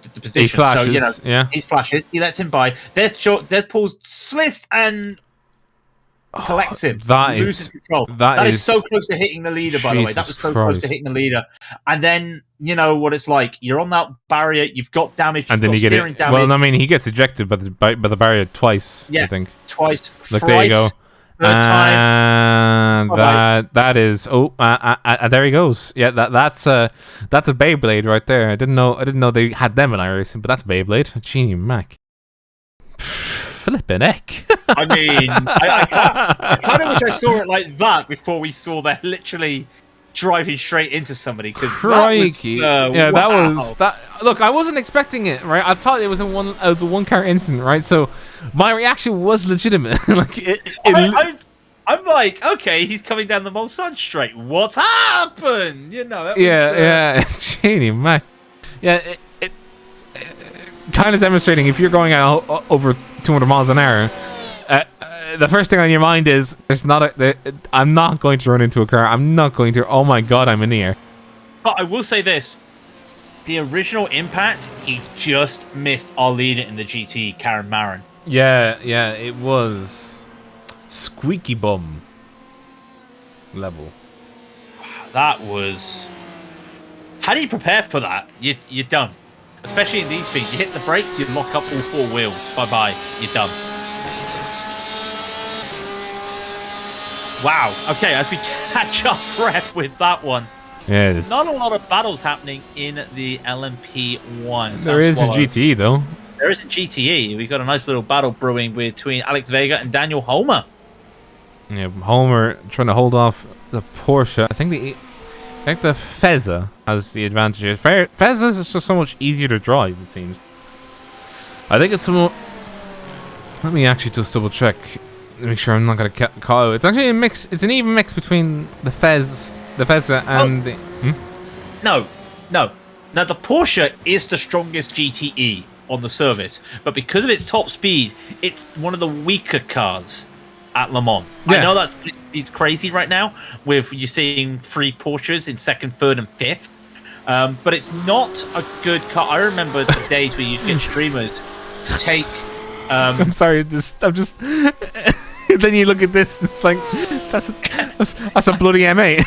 That's an M8. What's that doing in the lead? Well, it's like the Majors 24. Why were there 2 Fords in the lead? Is that the only M8? Hang on a minute. Okay. I think it is. No, it is the only M8 that's running. It was one of 2 M8s. There are 30 GTEs and 2 of them were BMWs. Yes, and one of them is leading the race. Are you telling me there were more Fords than BMWs? Yes. There are more Corvettes than Beamers. That says something. There are more Fords than BMWs. Yeah.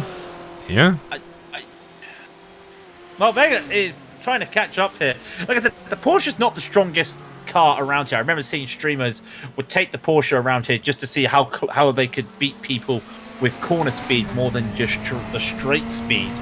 They couldn't. But the problem is with Le Mans, right? Is like you're spending about 85% of the time I would say about 90% is spent with your foot to the floor. Yeah, 90. Okay, I would say 85. I'll correct that then to 85%. 85% is of this circuit is spent with your foot to the floor. So if I'm going to be honest, what's the word? If I'm going to be honest, it's Not good for a car that doesn't have the top speed like the Porsche. No? No, you'd need something like the Fezza, which has what? I think the longest gear ratios. Yeah, so like, just look at what, I mean, we're not seeing it right now, but Vega got onto the back of Homer there. Now, if it was any other car, he would be able to start to use the slipstream and the overspeed to make a move. He couldn't. So, literally, way before the 300 marker, he's having to lift because he knew that if he pulled to one side to try and make a move, he wouldn't make it, and there'd be no point. So he had to back out of even attempting a move on that Ferrari earlier than you would normally do. That's the Porsche. That is a Porsche for you. He is. I would say that that's a blessing for him because Vega pitted lap 13, Homer pitted lap 14. The one thing I'm noticing right now is he's actually short shifting a little bit. Well, not massively, but he's not massively doing it. But I mean, he is short shifting ever so slightly. Just he's not using the full range of the gearbox. I can now confirm, by the way, that Sean Brown has retired the cars for the second retirement, correction, out of LMP1, and they are. Oh, it was one Audi, and now one Porsche has retired, and that will split the field even further. Right now in LMP1, as you can see on the left hand side, if we go to the top 10 of each, you can actually see that there is massive gaps. The only one that's close to each other is Baton chasing down Swallow, but that is the only thing that we can look at there for now. What we're looking at is Homer being chased down by Vegert. Yeah, that is perhaps the closest battle on the field. We got Mike Gorn catching on to Hakon Schutt. Those are the two closest battles we have at the moment. And there is a bit of a double toe here for Vegert, because that's a lapped Corvette of Brad Walsh in front of these guys. Is he just going to let them by? Oh, he's going to let them by. That could have been some good slipstream. Oh, here comes Andy Morrow. And Andy's just realised, hang on, no. Can I? Excuse me. Oh, this is awkward. This is awkward. Excuse me. Oh, sorry. Oh, sorry, ever so sorry. Just gets through, but took his time to get around that little traffic there, and everyone doing the emergency service maneuver, if you know what I mean, when you're on a dual carriage, Ray, and the ambulance comes behind you, and you will just pull it open. That's what the GTEs were doing just there. Vega doesn't lose time there. Homer loses time, so in respect, they both lose time, but again, Vega's happy enough to stay on the back of Homer, save some fuel, save all the fuel he can, try and get on the same lap as Homer, because I'm just also realizing with 58 minutes to go, I think the pit window is about to be open in the next lap for these GTEs. Well, what would you do? Would you? I would say about another 2 laps if you want to be safe about it. I mean, what I would say is it's probably better to pit early if you're stuck behind somebody. If you're Wegert, you undercut and get that pit stop out of the way. I think he is actually. Yeah, he's fuel saving. Does he want to go that extra lap, or is he just doing that for the sake of it? It'd be quite interesting because they pitted lap 13. He pitted lap 13. It's lap 23. He's got another 3 laps of fuel minimum. Homer's got another 4, maybe 5 laps of fuel. So yeah, Vega kind of needs to extend here, like we were saying, to match Homer. And the more fuel you save now with these guys coming to their final pit stops, the less fuel you have to put in. So could be a good strategy here by Vega, but it may also just come all for nothing because he took that early pit stop last time. Excuse me.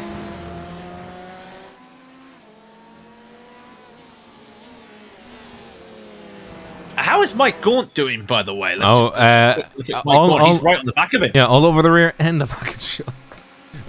That is safe to say, and off he goes. Is he going to make this around the outside? He is. Yeah. Nope. Yeah. Nope. No, they're fighting it. He's fighting it. No way. Is Hakon fighting this? He is. There is still overlap. They are side by side still, and the inside does belong to Hakon. But you know what? Mike's going to try this. Can't really go around the outside there. No. I don't know. She just get ejected into the gravel trap. So if you try and go around the outside, you're just gonna get gravel in your fenders. So, and as everybody would know, that with Formula 1 cars, they get thrown all over the place, and you don't want bits of stone in your radiator. I mean, it's not recommended, but sometimes it happens. Even in a stock car, you don't want anything on your radiator. It will overheat the engine. Well, just in general. Oh yeah. Overheat. And look at this on the back with all that dirty air, and he's trying to hold on. This is good driving by Mike, going right on the bumper of somebody through Ford, through karting, sliding a Corvette. Loses a little bit, but Gaunt still there to live to fight another day. And Vega as well is still on the back. So we've got these two battles going on, and they are really, not to beat around the bush, they are the only battles we've got on the track at the moment that are in action and not developing. So all to really play for these guys, because one of them is a battle for P4. That's quite some points to have.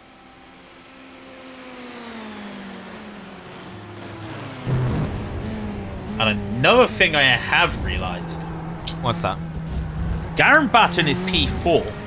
Alexander Olsen is P3.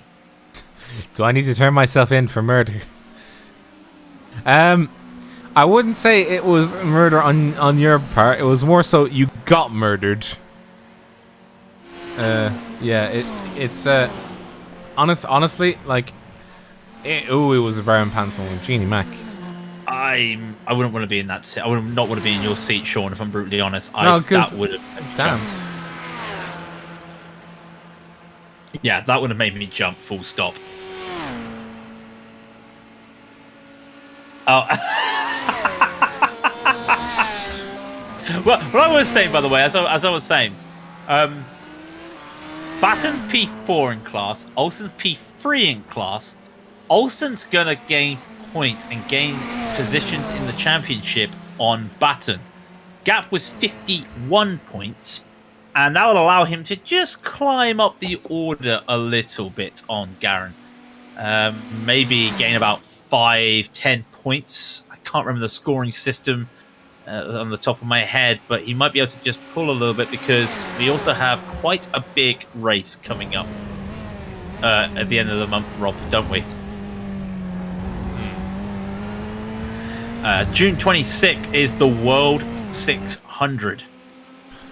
Oh. 400 laps of the Charlotte Legacy Roval in the 87 stock cars. Oh dear Lord. Can I be just really? Can I be sick that day? Can I be sick that day? Can we both be sick that day? In fact, it may also be the day of iRacing's 24 hours at this track.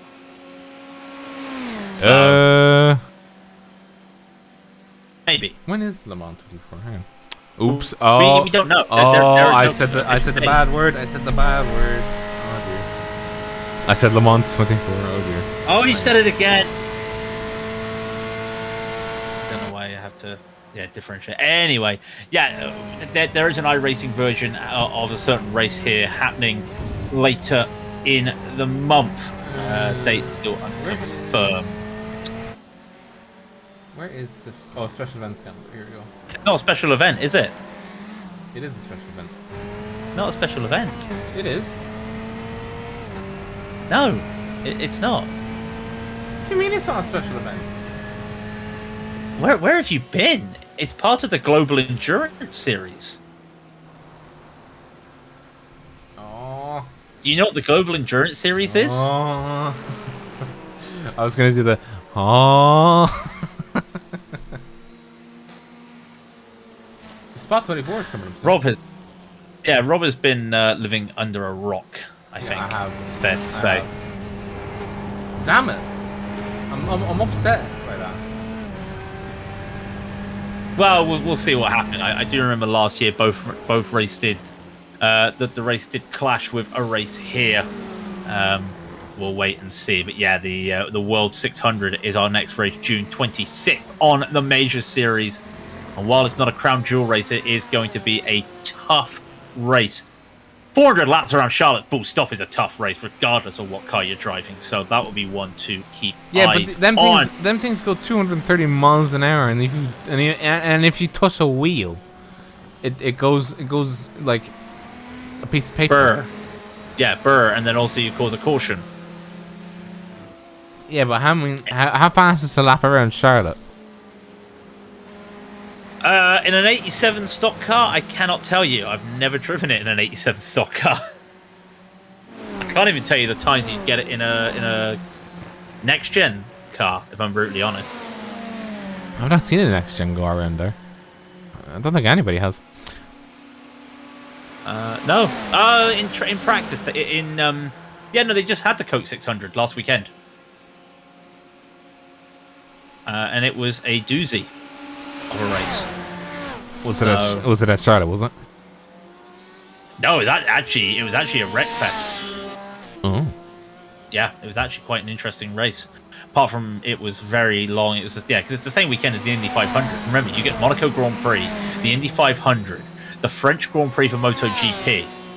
No, is it the Italian one? Oh, you get your MotoGP race, and you also get a NASCAR race. 238 for first, 208 for second. Thank you very much, Mr. Brown. So that just goes to show when it comes to points. 1,933 for third. No, it's 193 for third. That's quite a bit of a difference, though, when you think. It is 10 points. So that 51-point gap, if it stays like this in both categories, Ellison will gain 10 points on Garen Batten, which is a big deal. Ooh. Hang on. Charlotte. I'm looking up to see. Oh, yeah. Not time attack. I need about. No. Really? Is there no stats? I mean, because in oval racing, you don't look at a lap time, you look at the lap speed. Yeah.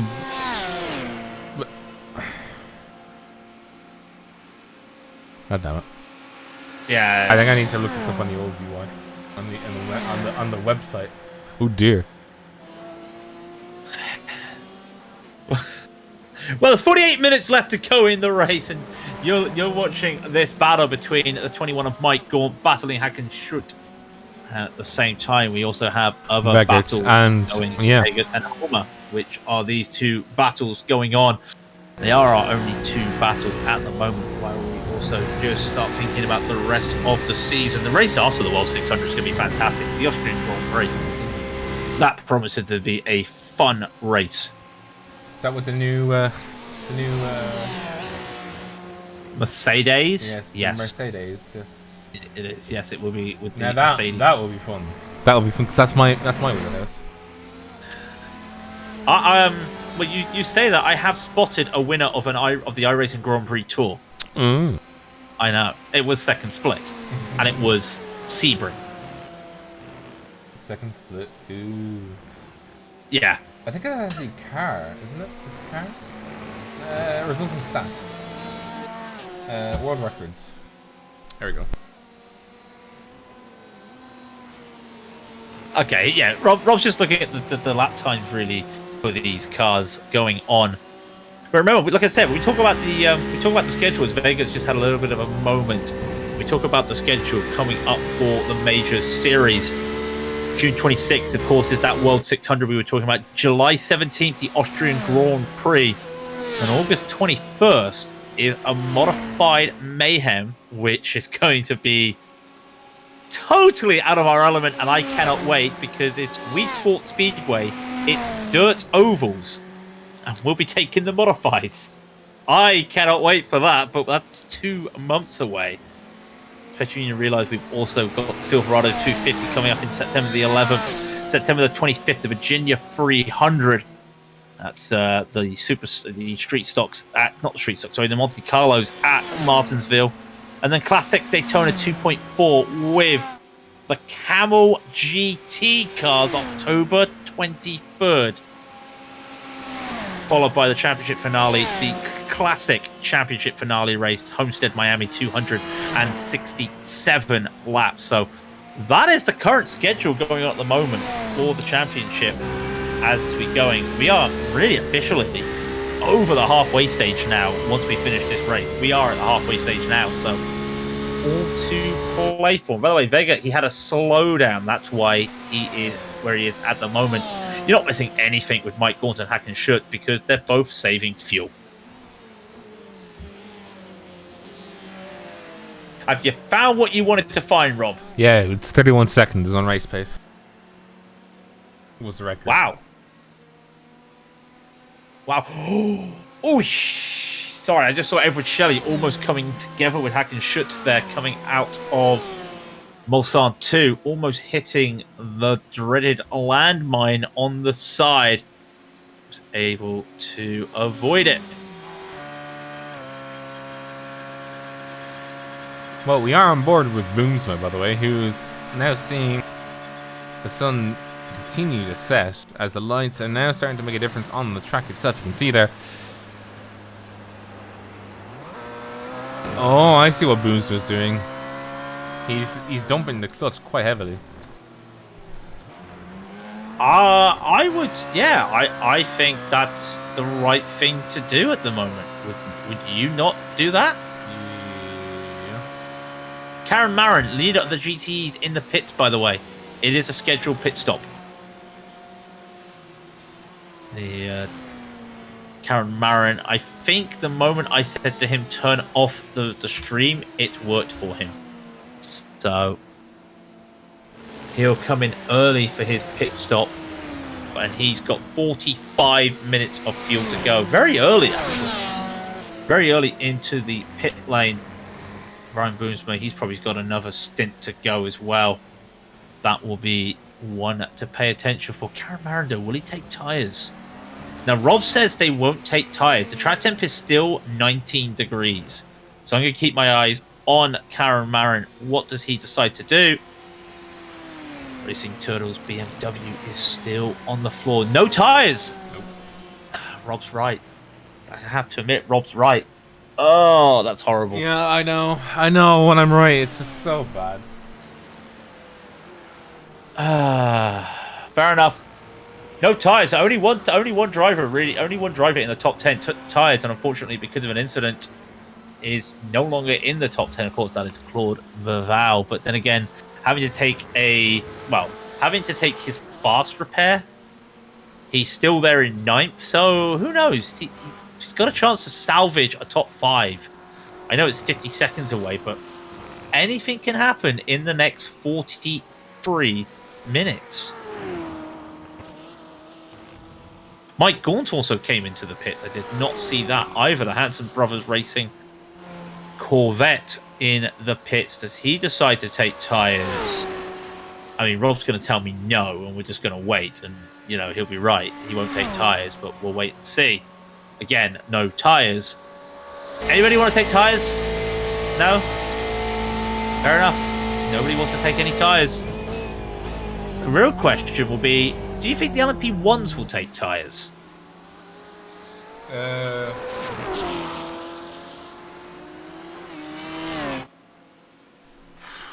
I would say no as well. No tyres for any cars. Okay, Sean. Sean letting us know no tyres for any car out there. Well, Sean, you do need some tyres on that car, because I think when you went flying, they might have exploded in the air. So I know your car might need some tyres, unfortunately. That's a horrible thing to say. I do apologise. We can have fun, when we know we're out, and it's such a shame what happened. But yeah, no tyres for anybody. So seeing that tyre stop at the start of the race by Corbeval really could have scuppered his chances of a good result. Get Luigi to put them on. Oh dear. Fair enough. That is the BMW. That is a Ninja Turtle. That is the Turtle Racing of Karen. It's not an injured turtle. It's looking fine. Do they not have the Ninja Turtle suit on this week? Yeah, they do. It's not. Yeah, exactly. Yeah, you said it. Oh, you meant a Ninja Turtle, not an injured turtle. Ah. Okay, now look, listen. Yeah, we're both at that stage. We're both at that stage. Poor Sean Brown is still shook from the incident where a carb chemical Beyblade, but his hot wings are helping him get through it. Now I want some more food. Anyway, unfortunately, the battles have kind of just dried up a little bit, especially with pit stops now going on. Vega and Homer still that only battle going on, but you got to remember some of these cars have already pitted and will look to pit shortly. Does any of these cars pit?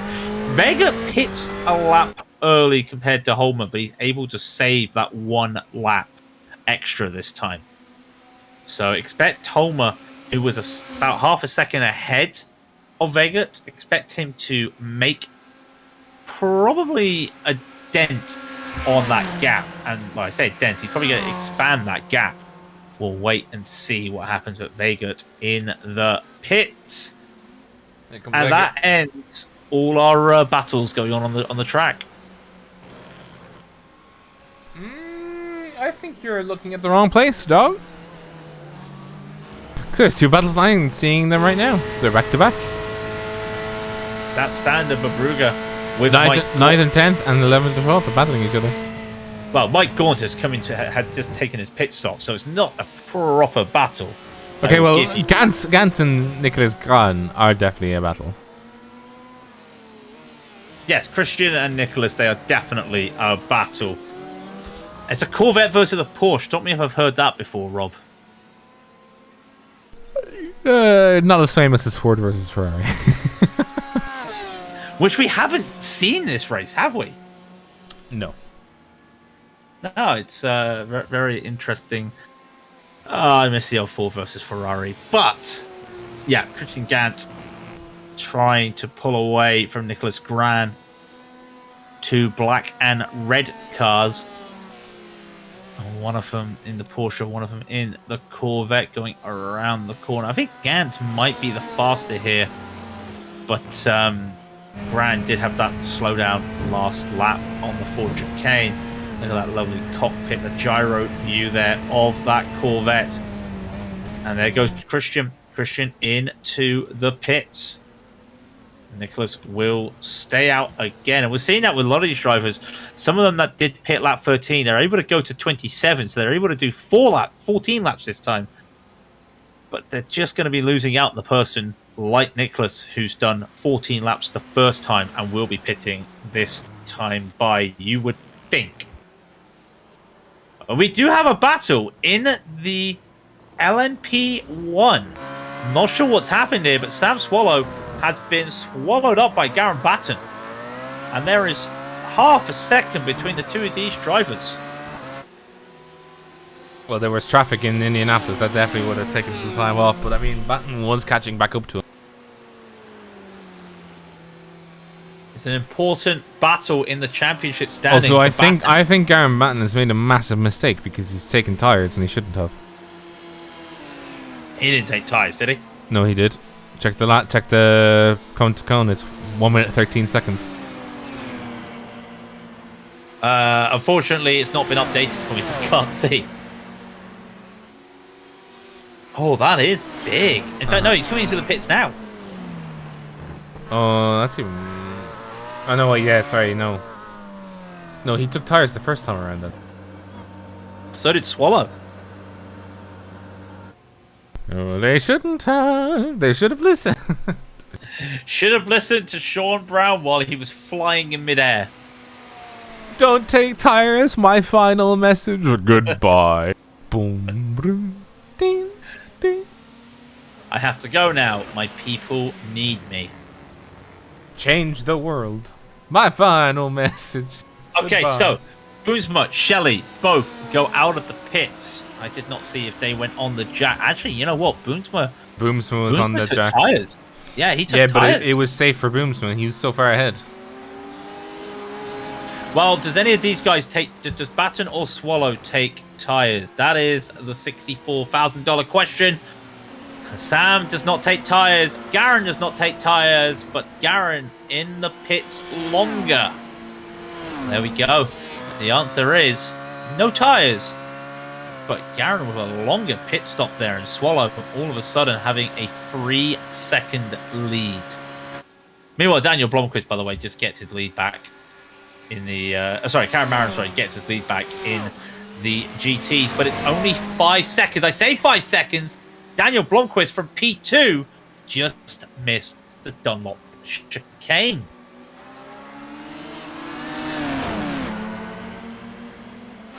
That's not going to bring... Now we're looking at this LMP1 It's a battle for the lead. Boomsma needs to make his new tires work, otherwise he's in big trouble. But Shelley, I don't think will attempt to overtake.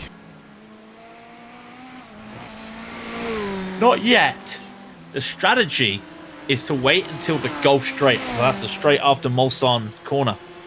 Is to wait on that wait after that corner, and then you get it going. But you don't see a lot of slipstream battles between prototypes here. It's mainly a battle of a battle of attrition. He'll hold on this time by with 35 minutes left in the race. Both of them getting around that GT of Andy Banfield. Who gets the better launch? It is Brian Boomsma. Teammates, they won't be battling each other too hard, but we don't want a Lawrence Van Horn from last weekend. Now, do we? No.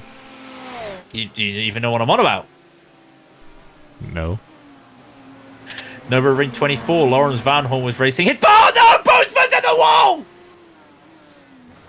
And unfortunately for Boomsma, that is heartbreak. Because it happened just like this. Bang! And I hate to say it, Boomsma, that is your front nose very well damaged. He can't get past fourth gear. He's got no steering damage. He cannot get out of fourth gear. Yeah, his fenders.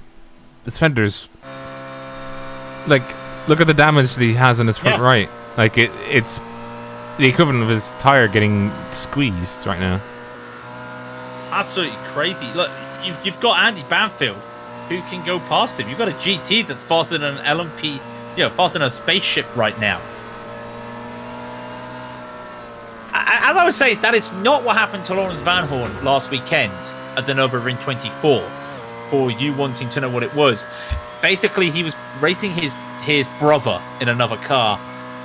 They made contact, and one of them ended up heavily in the wall and crashed out with massive damage. I think Lawrence hit his brother by accident, and yeah, you don't want to hit anybody off a track, especially with hard racing, but when it's your brother, it does kind of like add to it. But Brian Boomsma, can he get back out and take P4? He has a faster pair, so yes. But yes, he is going to be fourth and stuck. 20 seconds, I would reckon. Maybe more behind. Oh, pop he goes. Boomsma comes back out. Not what you want to see for any... No, I don't think he would want that either.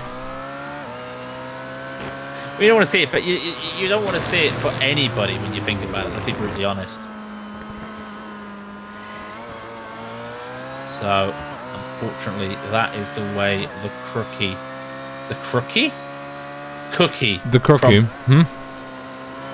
That fucking what? I used my one curse word there because that was so weird what you just said. Yeah, I know. Like I said earlier in the Majors Discord, I think both of us are going into a dark room after this. And you won't see us for a day as we get some. Well, I have a day off. I have a day off tomorrow. It's a bank holiday for me. So. I was meant to have a bank holiday, but they moved it to Thursday. Anyway, I thought you got 2 days off for the Jubilee, did you not? Yeah, but they changed one of the bank holidays so we could have it. They only added an extra bank holiday and then moved a Monday bank holiday to the Thursday, so we had that weekend. So what you're saying is you only have to work 2 days next week.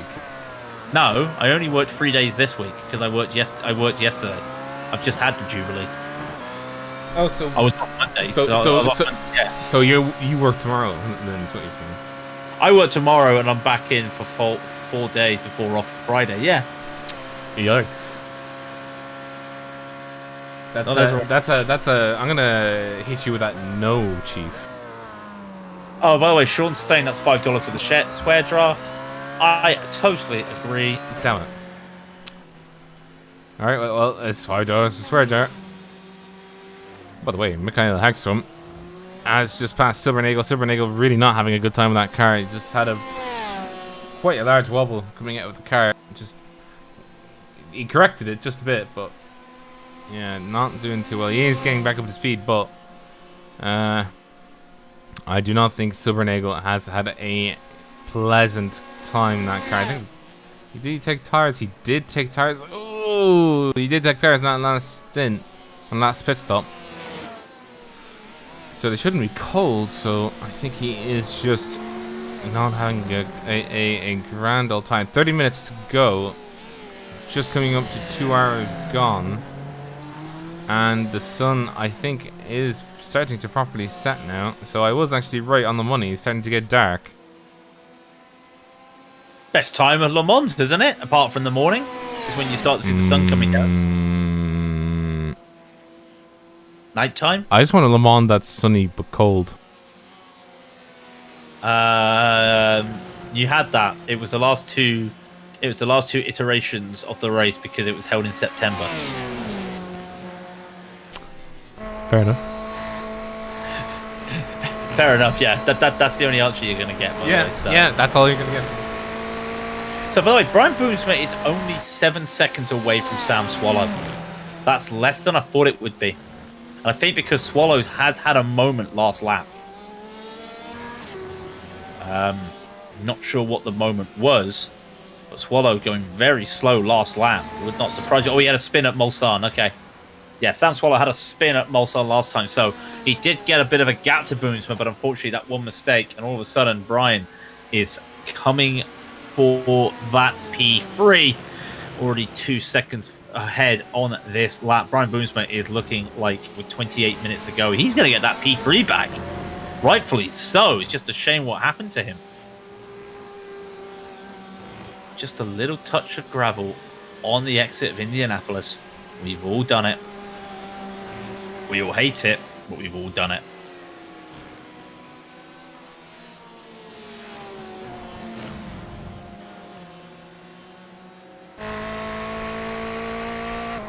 So again, no close battles out on track. There are small battles going on. Apart from this one,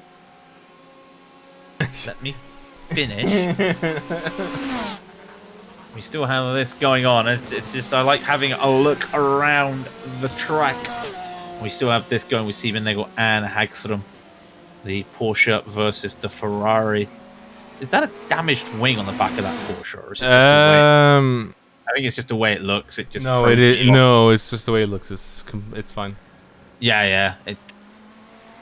Don't know what you described that. It's not a sticker bomb, is it? I don't know how you describe that look. It's a word art from Microsoft Paint. Word art. Oh wow, it is. Wow. I can't unsee it now, thanks a lot. But I'm right in thinking that Silbernagel still has to pit. So I think Thomas will be pitting this time by. So the cars that have to, so Hagstrom does not have to pit. He's already pitted. Silbernagel will have to pit, as will Claude Bilval. Tom Guest will have to pit again. Brandon Kluge will have to pit again. Miles will have to pit again, and Patrick Nice will have to pit again. The rest of them, it's a toss-up between if they pit or not. Really? So LMP1s can go to the end now on these tanks, can they? Yes. Okay.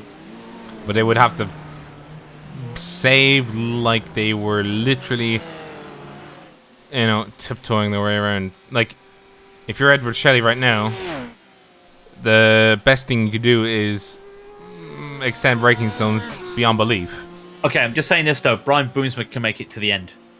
Well, yeah, but I mean, he also had a crash. Yeah, but he can make it to the end. Yes, he can. Yeah. The others will have to do that fuel saving to try and get the 11 laps, maybe 12. And with Delta reading 44.6, it's going to be 45 laps. Again, we haven't seen any of these cars do 12-lap stints. I'm not sure on that one, actually.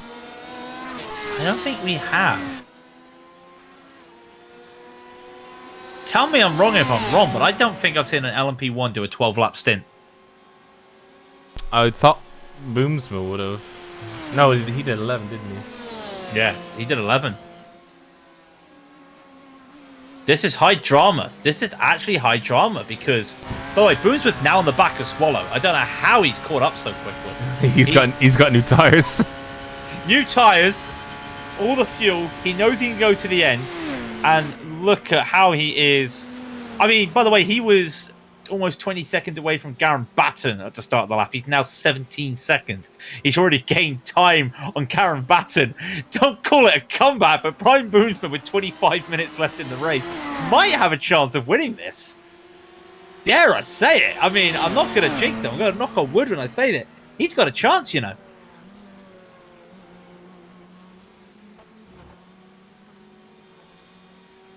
Here, I'll knock on wood for you. There you go. By the way, Tom Gas in the pits. He has now taken his pits up. He will go to the end.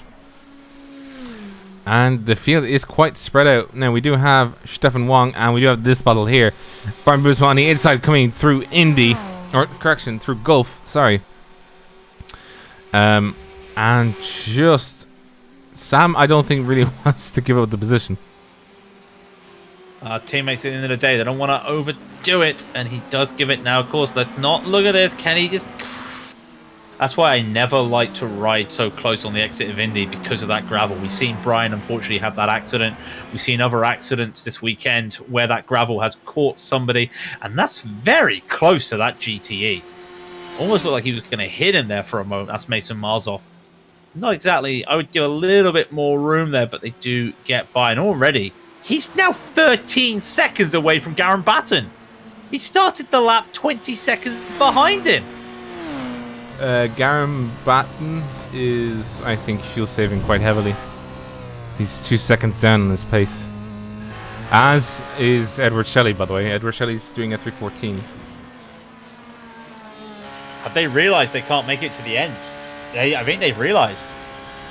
Well, if we have a look, if we're stuck on board with Shelley, I'll tell you when he dumps his clutch, and I'll tell you how much fuel he's saving.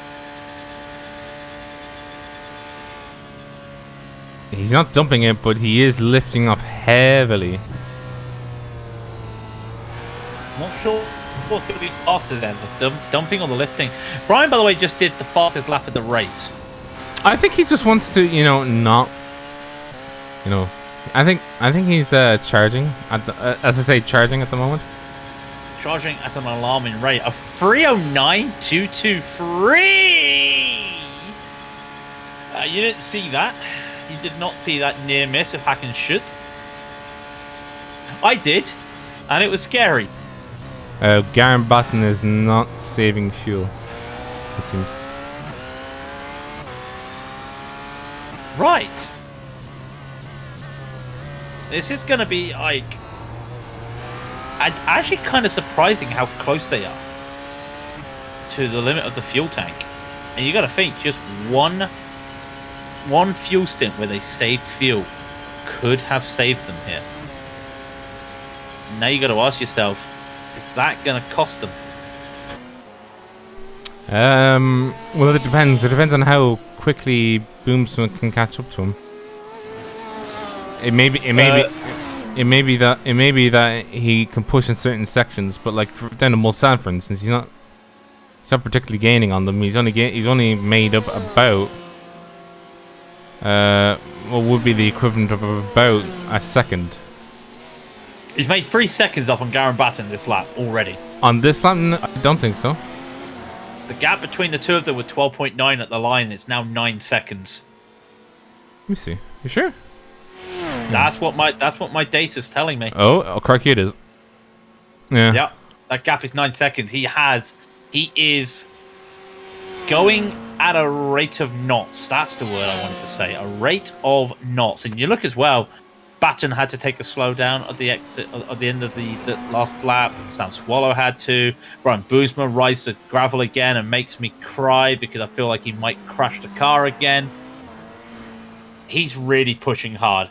He is really pushing this car to the edge of its, I would say almost the edge of its limit, or the edge of what it can give. Sean Brown thinking that Boomsma did not take fuel. I don't think he took fuel. It's a tough one. I'm not in, like, if he took fuel, it would be enough for one extra lap, but this is not somebody fuel saving. Yeah, he's right. He's now 7 seconds. He's gained 5 seconds this lap, I think. I can't actually see Garen Batten's time. I think he had another slowdown, but the gap is now 7 seconds. In fact, he did have another slowdown. The gap is 7 seconds. It's closing. In fact, he's now 7 seconds ahead of Sam Swallow. Brian Boomsma is a man on a mission. Oh, now go. Go out the door. Just turn around now. Cause you're in thirds. Oh, okay. Well, I can't get the lyrics still now, but. What? Did you just do? Yeah, okay. Cause you're not welcome anymore. Gap's now 5 seconds. While we've been talking, he's gained 2 seconds.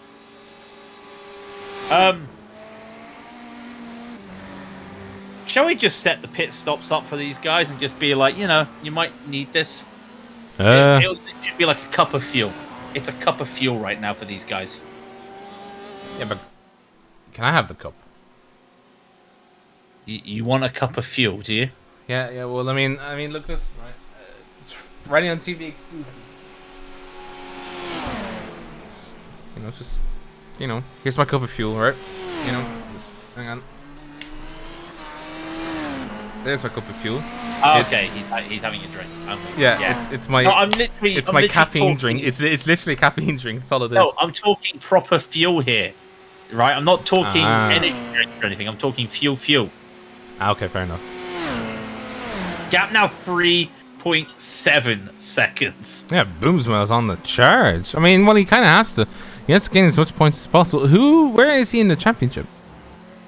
Brian Boomsma is pretty good in the championship at the moment. He's P3, 781. Garen Batten, of course, is leading the way. At the moment, he'd be getting the same points as P2, Alexander Olsen, and there is 18 points between the two of them. Sorry, I take that again. 22 points between the two of them. He could really use an extra position just to get those points. But at the same time, if he overtakes Batten is going to get the same amount of points as Olsen. This is the situation because different classes still get the same points, but technically we're getting 2 winners this week, which means that Batten and Olsen, P1 and P2 in the championship, they could get the same number of points or different points. And Boomsma has that in his hand right now. He controls their fate, but he also controls his own fate. By the way, Daniel Roberts sitting P4 in the championship. That's what I was saying, right? Was that I think the reason why he's charging so hard is because I think he sees the bigger picture of things, where it's just like, well, I can sit around and just do nothing. I just accept the fact that I'm third, or I can give he is driving the bejesus out of that thing, and he's already caught up. Look, there he is. Down. Yeah, there you go. Bye bye. Yeah, he's just overtaking him. There you go. Bye bye. I think that was another slowdown for Batten. Well, let's have a look. Where's my blimp? That's my blimp. No, he's all right. I do apologize. No, I think he's on a different boost strategy. But even then, I don't know. Yeah. If he's done a different boost strategy... Well, I mean, he's already 3 seconds... I think he's fuel saving. But also, on my screen, Batten did not have a recorded lap, which means he had to serve a slowdown as he crossed the finish line. And that's 3 laps in a row he served a slowdown. Yeah, but even... What happened to Brian? What happened to Brian was that he had a accident about 15 minutes ago. He lost control of the car at Indianapolis and was unable to correct the car, and he hit the wall and had to take a fast spare because his car was completely banjaxed. And I'll tell you something else has happened. While we were looking at that, everything's falling in place for Brian because Edward Shelley, at the end of the lap, spun out at the Ford chicane.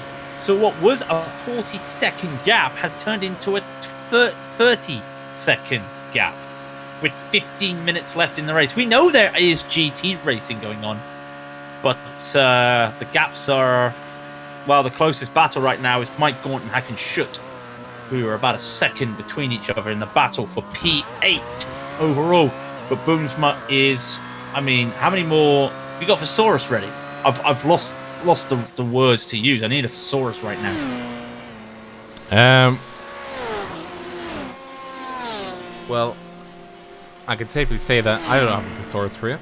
You can use your own damn thesaurus. I'll return it this time, honest. Nah, you use your own damn one. Right, Mike Gaunt's just allowed Hakan Schutt to overtake him. I'm guessing that was the case of a slowdown for Mike Gaunt. And yeah, no, it isn't. No idea what's happened there for Mike Gaunt, but he's allowed Hakan Schutt to get ahead of him. But Brian Boomsma is the man we're looking at. Probably fuel saving, more than likely. He's 2 laps. He's got 2 more laps in his stint compared to Hakan Schutt. So Schutt would have had much easier time with fuel, probably. It depends now. It depends. It's all up in the air, but like a lot of the LMP ones are saving fuel or saving time or doing something. Let's see. What does Broomsman look like? He was slow in the Porsche cars because it's sit behind traffic. What is he looking like in terms of lap time? I don't think he will. I do not think Shelley will be caught. No, not at the current pace. It's 28 only seconds. Yeah, no, it's not gonna happen. 5 laps to go. He would have to be... He would genuinely have to... He would have to be cutting at least 5 seconds a lap. That's not going to happen. He was 2 seconds last lap. Yeah, but I mean, like, it's 28 seconds. I know. I'm just saying. Because he needs to catch up to him and then pass him.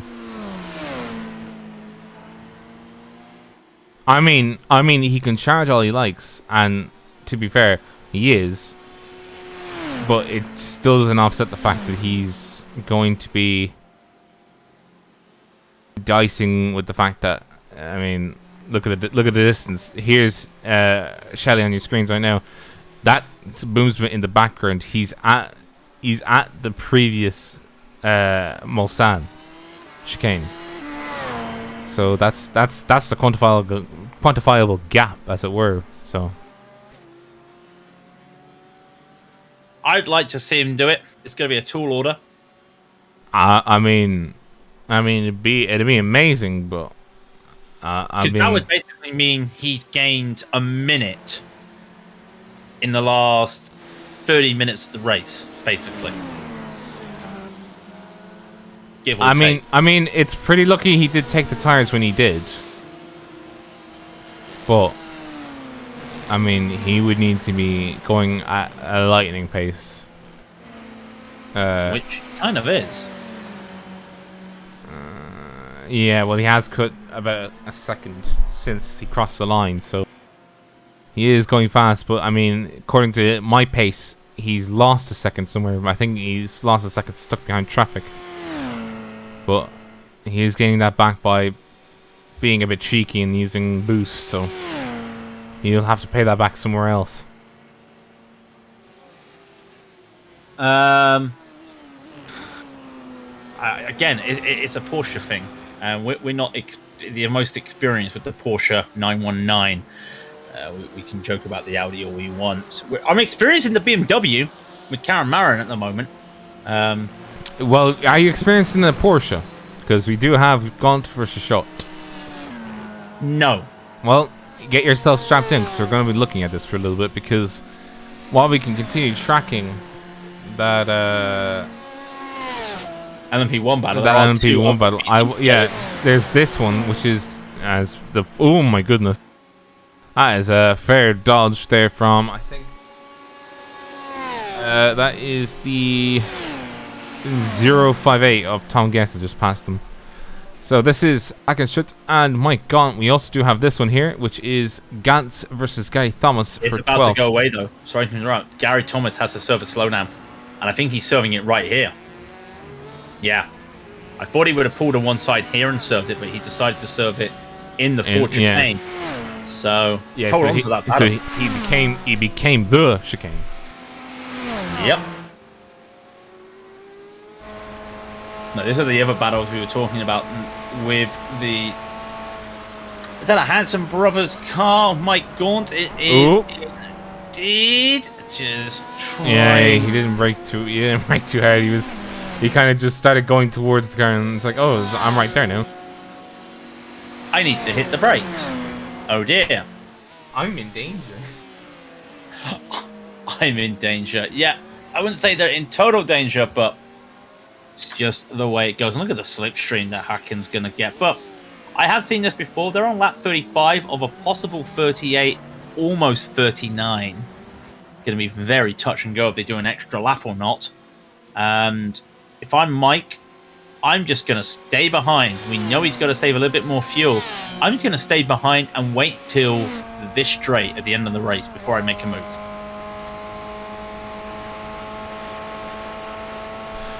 At least that's what I'd do. That's what you do?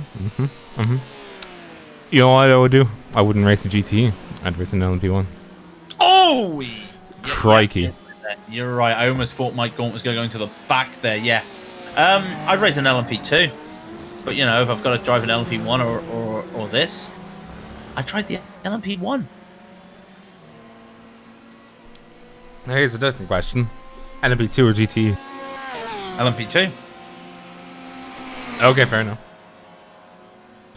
Now, Mike Gaunt, currently riding on board with car number 21, chasing down the 101 of Hakenschut.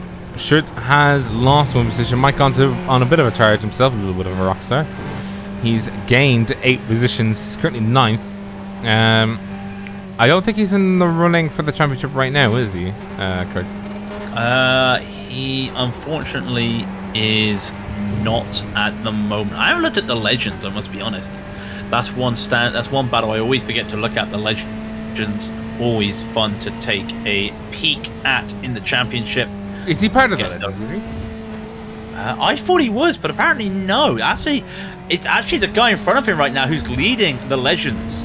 Hakenschut is leading the legends championship by 13 points to Mikkel Hagström. What's the legends? Like, as in, like, what's the eligibility to join the legend? I don't know. I would like to say an age, but I then don't want to be offensive to people. I think Mike Gaunt, he's had a spin, and he's had a slowdown as well. Oh. I could tell straight away that he took. Oh, and he bumped the little tire wall. I could tell straight away that was going to be a slowdown. Just look at this. He's taking the inside. He's taking too much of the inside here. All 4 wheels over the wrong side and too much throttle. He hit the wall just a very smidgen, but he didn't hit it too hard. It was a light tap. It wasn't anything that was gonna cause him to have a big. Eric, I blame you. It's the spectator's curse now at this stage. But we do want to go to Christian Gans, and that is Gary Thomas ahead of him. This is going to be the battle for 12th, 00 versus the 38.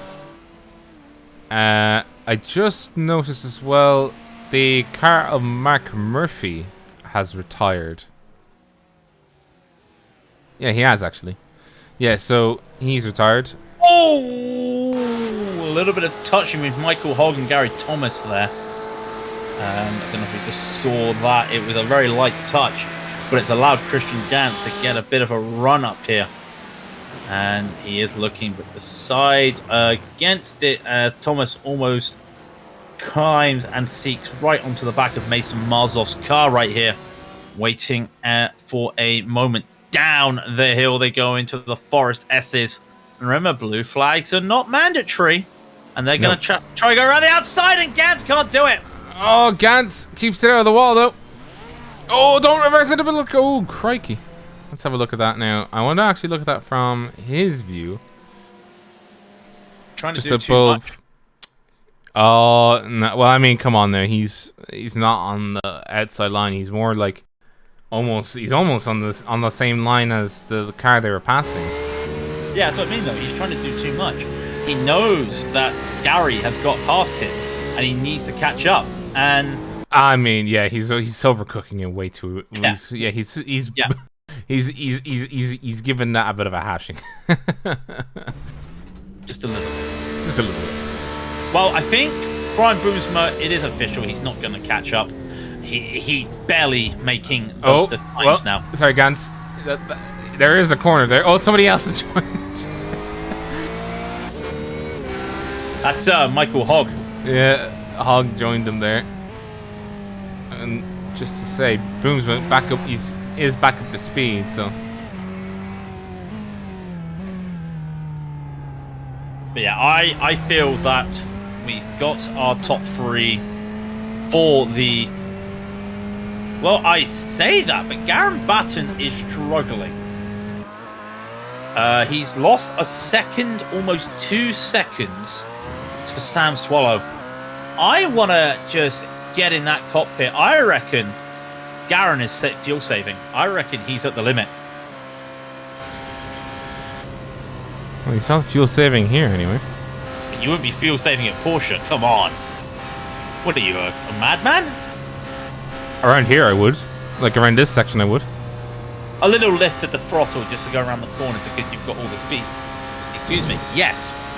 But, yeah, I wouldn't exactly do a lot of clutching or anything like that around here. But I think he's on the limit. Because that gap between him and Sam Swallow, that's Mike Gortoff. Oh.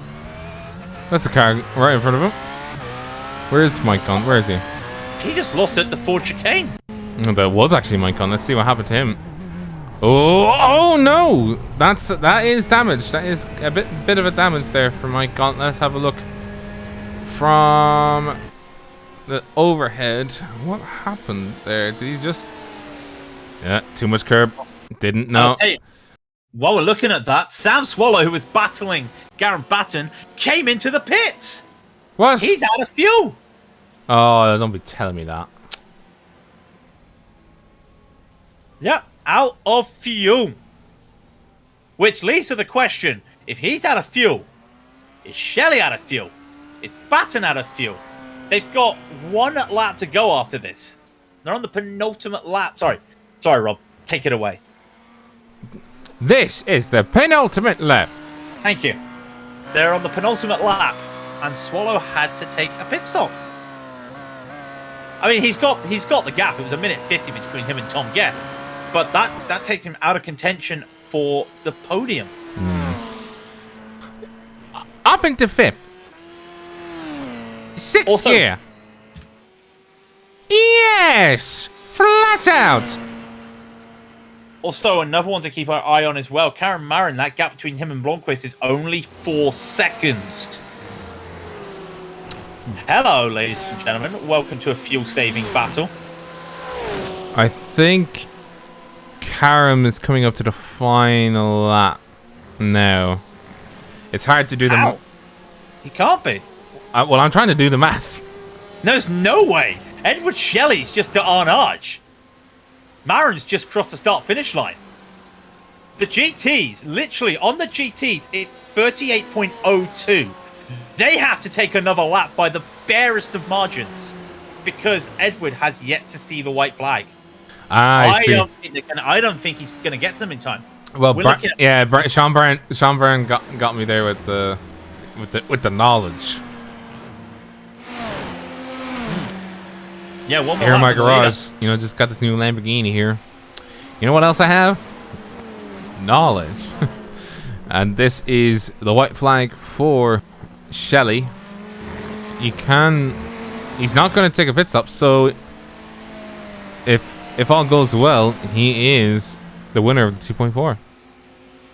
Knock on wood. Let's not go jinxing anything at the moment. Can anybody else need fuel? What about Garen Batten? I mean, he has got that gap now because Swallow is currently sitting in P4. Yeah, I was actually... I pretty am correct. If Karen Marin is overtaken on his last lap... Yeah, but is he? Is he? He can't slow down for the idea that if he slows down, there's 3.7 seconds between him and Blomqvist. Yeah, but I mean, he's not going to slow down. But I mean, I guarantee you he will be overtaken at least. He's only going past the first Mulsanne? Marin is going down into Mulsanne 2. Yeah, so he was just past the first Mulsanne. Shelley is coming into the first Mulsanne now. So yeah, I do think he'll catch him. Probably at the Portuguese.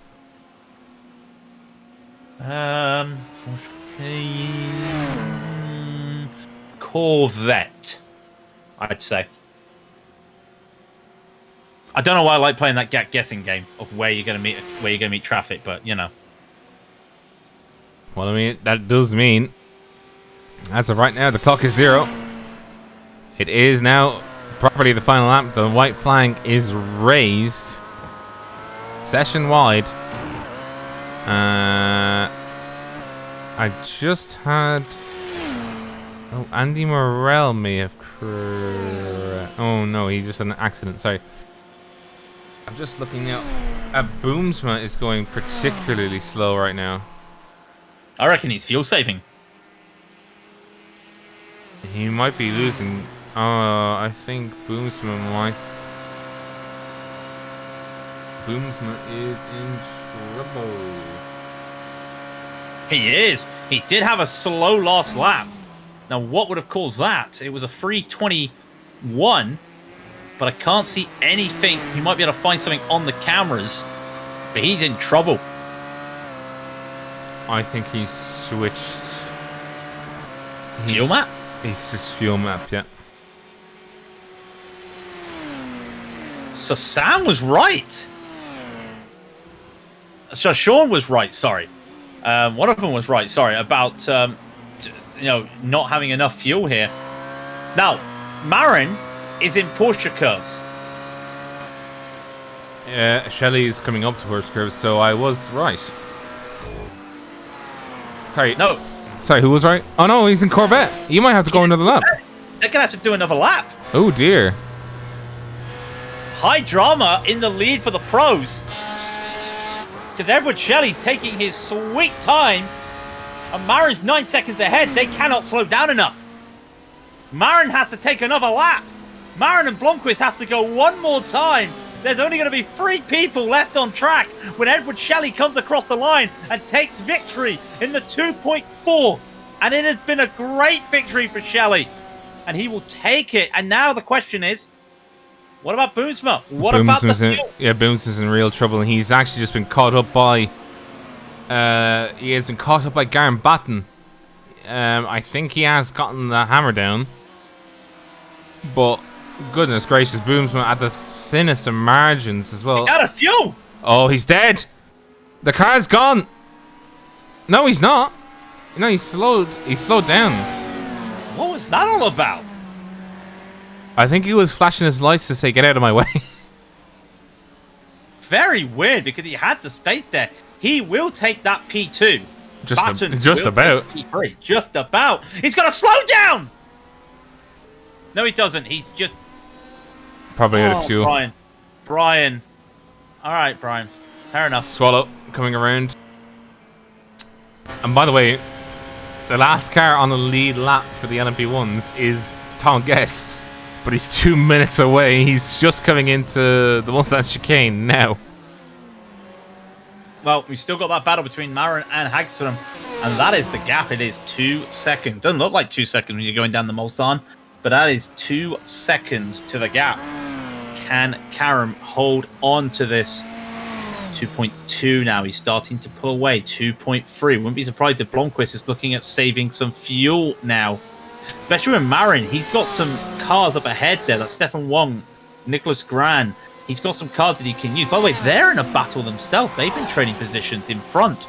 Wong overtaking Nicholas at the start of this lap. So a couple battles here brewing. One of them's for 14th and 15th. The other one is the lead of the GTEs.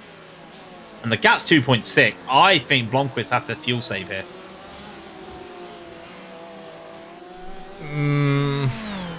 Yeah, but Blomqvist isn't. Blomqvist is 3. His stint is 3 laps less. He pitted later. Unless he's underfueled, in which case, why? No, that's fuel saving. That's fuel saving. Yeah, they don't have the fuel. He doesn't have the fuel. He's going to be under just a little bit, and that's what he's doing. Blomqvist is just trying to hold on to it. Marin is trying to get by traffic. Be careful not to overshoot Arnage there, and he's okay. That's a nice, trusty little bookmark there for him if he's got the fuel over Blomqvist. Very crazy story here. Andy Morrill, by the way, he pitted on the end of the lap. He had to take fuel one more time. I think he had a meatball flag. Because he had an accident at some stage. I didn't see it now, but I got a session event and warning to say that he was off the track. Okay. Anyway, the gap is 2.7 seconds, and all Marin has to do right now is just survive. And there's 1 minute 27 left. Yeah, on the because time. Andy just got just got put down behind Brendan Kluge. Yeah, and he's not even attempting. He look at Morrow. He's just going for all the laps. Gotta be careful here. That's a slow car. That could hold up everything. Where is Marin going? Marin blinks. Marin has a screen freeze. And Grant, he's just gonna hold on here. I have no idea what's going on. He's just gonna hold on to the victory. Jeez. Very chaotic finish there in the GTEs by everybody. Jesus. Ain't that something? I have no idea what happened there. You're looking at me like I've got the answer. I definitely don't. It looks like Marin had a screen freeze. He disappeared and took the car away. And I think Blomqvist knew that he couldn't take that and just decided that he was look just at the procession. The procession. The top 5 doing a procession down Mulsanne. I'm actually going to hide all of this stuff. Hang on. Let me just hide all of these materials. Hang on 1 second. They've realised now and they're now about to ruin everything. Oh, yeah.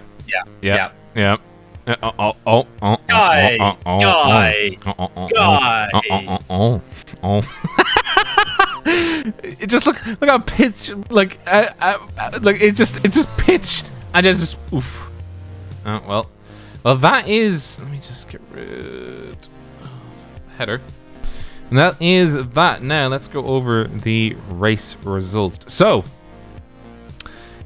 by the way, welcome back to Return of Car Icons. They'll be coming. Yeah! They'll be coming back in a big way once I bothered looking at the new UI and stop crying. Edward Shelley wins in the Porsche 919. Top 6 all Porsche 919s, by the way. So, unfortunately, the Audis. Oh yeah. Audis, what's going on? So it goes Shelley, Boomsma, Garen Batten just about in 3rd place. Sam Swallow, Tom Guest, Brandon Kluge. Then that is. Are you okay? Okay, yeah, sorry. 7th is Andy Morrell, then Kenneth Reeder, Clist, and then Murphy in 10th. And then we have Karen Marin, Blomqvist, Olsen, Holmer, Vegert, Marisov, Baval, Mike Gaunt down in 8th. 9th is going to be Jan Brony, Verbrugge, Thomas Gans, Stefan Wong, Gran Hagström, Hakan Schutt into 16th, Hotho. And then we get into, I think some of the people here are the badly damaged ones at the very least. Hogg in, I think Hogg and Walsh were the last ones to actually take the, no, Hogg was the last to take the flag. Walsh is the first, is the least oldest retiree. So from Walsh down is retirees. Cobb retired. Brown retired. Lochner retired. Sam Whatley retired. Bell with Egg. Forsell. Rossman. And finally Barrera. All retired. Now, I'm going to get... Get all three of them. Let's get all the three of them because Rob, every single one of you is get everybody in the naughty corner, right? Everybody in the head teacher's room here, because first of all, congratulations, Edward, but we need to talk about what on earth just happened at the end there. First of all, Brian, that's got to be a bit gut wrenching. You had a victory and it just went wrong at Indianapolis. Yeah. Never touched the gravel there in like the whole practice I did, 24 hour, and so far in the race I've never touched that bit of gravel, and now in this race I did. So yeah, feeling a bit gutted, but I'm happy Ed won it, so I'm more than happy with the second place. Yeah, I think as well you were lucky that you also took tires because the pace was just insane. You almost made a minute up. I think you made almost 40 seconds up before you looked like you had to save some fuel on the last lap. So the pace was really good. Were you intending to take tires, or did you just realize you had the gap? Yeah, I had the gap on Ed to take the tires. I also came out in front of him. But the reason I also got back that much is because they had to save fuel one extra lap, and because I crashed that lap, I got in and already got the splash in dash you needed for that one extra lap. So I could just blast all the way to the end while they had to save fuel. And that last lap, I was waiting for Garen to do a photo shoot finish. Okay. So that explains everything. Okay, that's why I was going to bring you in. We wondered what was going on. Yeah, because you were just slowing down quite erratically. Because I was thinking you might have picked up the Le Mans special, which is unrepairable floor damage on an LP1 car. But yeah, I'm surprised, Ed. The quietest corner of all the land was from yourself. You know. Yeah. You seem to just go and do things, and you know, apart from your teammate Boomsma's little misfortune, you kind of just had a very quiet race with yourself. Yeah, it's been a crazy weekend because obviously we've literally just come out of the Majors 24, and so we're all completely shattered. But at the same time, it was like the best possible preparation for this race, and I think we knew that if we just got our heads down, we all had a pretty good shot of like being at the front. And then for me, it was, I mean, obviously, as you said, the pace in the beginning was insane. There was no way I was going to really keep up with Brian, but I knew that if I could conserve tires a bit, which I was doing, and then as soon as Brian spun there, I knew that like none of us were planning to make it to the end without a splash and dash, but from that point I knew that I could probably, if I really coasted a lot, just get to the end, and I had the gap behind me then to do it. So yeah, it worked out. Tires were a bit shabby towards the end, and I did have a little half spin there at the final chicane, but yeah, worked out. I did see that. Yeah, we did. I did also get a warning to say you spun. It was a bit of a squeaky bum moment. Yeah, those sausage curbs can kind of fire you off in all directions. So thankfully I didn't get the dreaded floor damage at the same time. Yeah, not much changes in LMP1, unfortunately. It's a dying breed. But Mr. Batten, to yourself, and I think it's a case of you definitely had the pace, but just a combination of events just caused you to not get there in time. I think you were definitely in with a shout, but just talk us through. You know, what was sticking in your mind? So, firstly, I think I didn't have the pace. Ed and Brian were definitely quicker than me, as the lap time showed before the fuel saving started. But I don't know if you guys picked it up on the broadcast, but on the in lap before the second stop, I actually had a wheel failure where all the buttons and all the paddles stopped working. So Ed nearly ran up the back of me because suddenly I couldn't shift up gears just before we came onto the back straight. Fortunately, I have some keys mapped, which got me out of trouble so that I could still change gears. Wait, so you were driving the car from the back straight would have been. Yeah, you were driving. So the car. I had one hand on the wheel and one hand on the keyboard, changing gears up and down. So yeah, fortunately, when it came to the pit stops, I'm a bit heavier on tyre use anyway, so I decided to take tyres, and that gave me time to do a wheel reset. I got it all back, but I wasn't looking forward to the prospect of an hour and a half of driving one-handed. But anyway, it all came out all right in the end, and third was as good as I was ever going to get because those two were too quick. And it's awesome to see Ed get his first win of the year. And 1, 2, 3, 4, 5 for NRG was pretty awesome. Yeah, but at least you can get you got some practice being in the sim and also working from home. Just the keyboard. Yeah, that is another thing as well. The 1, 2, 3, 4, and 5. I forgot Sam Swallow. His livery is a bit different from the rest of his because the rest of his had muted cobwebs where he was just like cocaine. I mean, we can neither confirm or deny any links to said illicit substances. But yeah. But I mean, it's more just the base color is like white on blue rather than black on a different color. But that was pretty good. I'm surprised that was it surprising that it kind of all was wound up so well for you guys, because I think the Audis, I think unfortunately we're just not there today. They usually are, but I think it's just a case of they conceded that from you guys had a teamwork going, and you're all sort of had a good setup and good practice as well. Yeah, I mean, four of the 5 of us came out of the same car from the 24-hour, so we were all running the same setup and pretty comfortable with it. Had done weeks of practice in it. I suppose what surprised us was how few people decided to run the prototypes, and obviously a huge GT field. I think we looked at but when we came into the first stops, we looked at the gap back to the rest of the field, and we were kind of pretty stunned that basically we'd gone.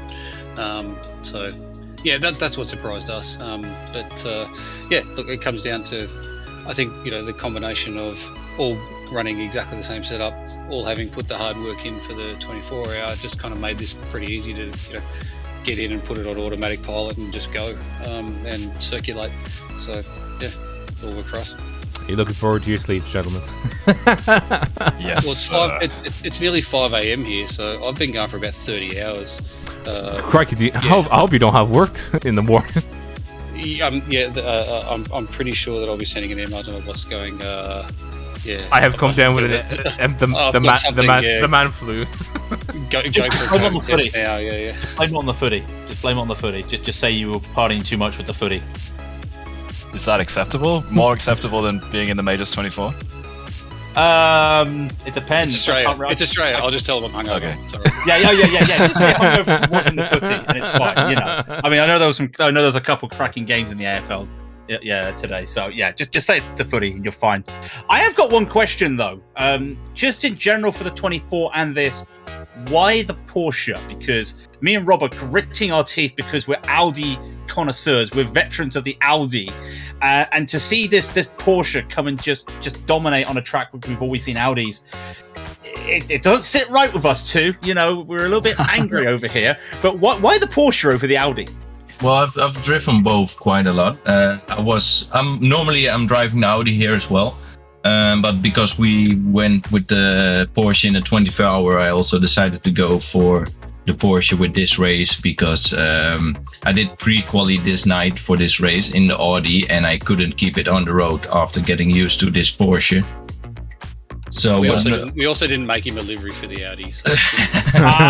Right, okay. I mean, who wants to try and make a paint on that thing?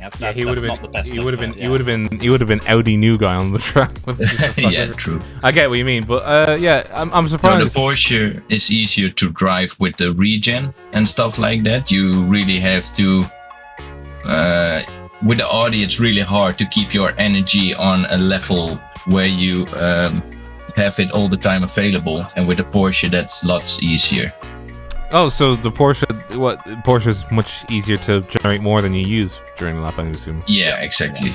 Okay. You just if you get some really nice long braking zones, which is obviously like really counterintuitive. Like normally you're braking at the last second, but if you just extend it a bit, you get a really nice kind of charge in each braking zone. And obviously at Le Mans, you've got those big kind of braking zones into the chicanes and the Mulsanne corner and everything. So yeah, it's definitely a bit easier, but I think they're just different beasts, and people that are really kind of Audi experts tend to love it, and you just kind of pick one and get used to it, I guess. But they're both such unique cars, and for me, like, it feels like this is one of the last chances to really, well, in the 24 this year, one of the last chances to drive it before it maybe goes away. So yeah, I was saying that the same as well at the start, and this is probably the last chance that we'll see these guys. And are you gonna miss them?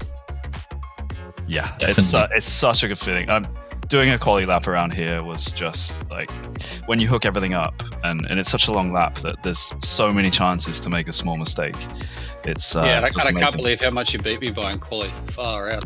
Yeah, oh, so close, so big with that gap. I can't believe how far away you two were. Yeah, that was a strange one. I'm not sure what happened there. Well, next time around, it's going to be at the Charlotte 600 for, well, Charlotte, and in the 87s. So I'm pretty sure you guys know where Prayer Book is in your house, right? And will you be holding on to it as you're trying to navigate around an oval? I'll actually be missing it, so I won't be. So yeah, I'm the next 2 rounds. I'm missing, which is both gutting, but it's also the first time I've had a chance to travel internationally to see family in 3 years. So it's kind of taken priority. Oh wow! Oh wow! Yeah, I don't blame you. Well, yeah, take the opportunity when you can. Honestly, that's fantastic. We will miss you. Definitely, we will miss you. It's okay. During the broadcast, I will be spamming you. So we're used to it. We're used to it. Don't worry. Anything else, gentlemen, before we let you go? Any thanks or shout outs you'd like to give? I've just got one this time because she puts up with me when I do all these crazy hours of practice and stuff. So I'll just thank my girlfriend Sophie, who's just sitting out there listening to me, probably blabbing on the microphone and whatever other noises my rig makes. I don't even know. So blink twice. Blink twice if she's right behind you, just about to smack your hat off or something. Guys, Boomsman. Yeah, for me, of course, Ian for making the fantastic livery again. Garen for making it suited for everyone with the color. Want to thank my girlfriend as well for keeping up with me with practice in Discord and talking to me, so I'm not alone. Yeah, and thanks to the other guys for the setup, because I didn't do a thing about it. So really enjoyed driving with them this race, and congratulations to Ed for the win. And Batten? I'm tempted to thank Ed and Brian's girlfriends as well, but that might come off wrong. I figure I'm far enough away in the world that I can say that. Thanks to the shout out that I'd really like to give this week is to all of the majors organising committees, because they have had the most massive of couple of weeks organising the 24-hour, dealing with God knows how many repeated questions on Discord, and a whole bunch of muppets like us, trying to get clarification on this, that, and the other, and asking stupid questions, and giving them a hard time. And I don't know how much sleep they've got this week, but I would imagine that it's probably not much. And we should all probably tip in for their psychologist bills after the shit that they've dealt with. So, I'm Australian. It's past the watershed. Past the watershed. Over. Yeah. So anyway, I just want to say thanks to all of those guys, because we know how big it was, operating the 20 or running the 24. We really appreciate all the effort that they've put in. It's an awesome event, as the number of people that choose to be part of it. And I think you guys have done a great job of covering everything as well. So thanks to all of those people. And sorry I missed the next couple, but I'll see you when I get back. We'll be more than happy to have you back. Well, for the guys from RG, it's Brian Boomsman, Ed, Shelley, and Garen Batten, the three of you. Pleasure talking to you as always. Hope to see you next time around. Likewise. Thanks. See you later. See you later, guys. Craig, it's the end of the day. It's the end of the road. Woof. And it's End of a weekend for you. Yeah, I mean, well, first of all, give it up for Rob, because not only did he do 6 hours this morning, he did 6 hours yesterday as well. 12 hours behind the camera. So it was nice to let him get a little bit of talking time for a change. But 12 hours doing the broadcasting for the Majors 24, that's a hell of an achievement there, and a hell of a job done by you. If I see AFO within the next week, that's too close. But apart from my facetiousness, I'd like to thank Craig for joining me as always here in the commentary booth, and for everybody at home watching. Pleasure as always to the Major Series for allowing us to go ahead and broadcast the European Sportsman's for you. If you like what you see, click the like button, click the subscribe button. Don't forget to share this with your friends and tweet out at us at Raidillon TV on the Twitter, Instagram. I should actually put some more stuff up on the Instagram. I should be more active. Shouldn't be lazy. But next time around will be the 600 at the Charlotte Ovals. It's not the Roval, unfortunately. It's actually quite a nice Roval, actually. It's probably one of my favorite Rovals because it's kind of quirky. But until next time around, I have been Robert O'Brien. And I have been Craig King. This has been Raidillon TV, the only corner you guys need. Good evening, ladies and gentlemen.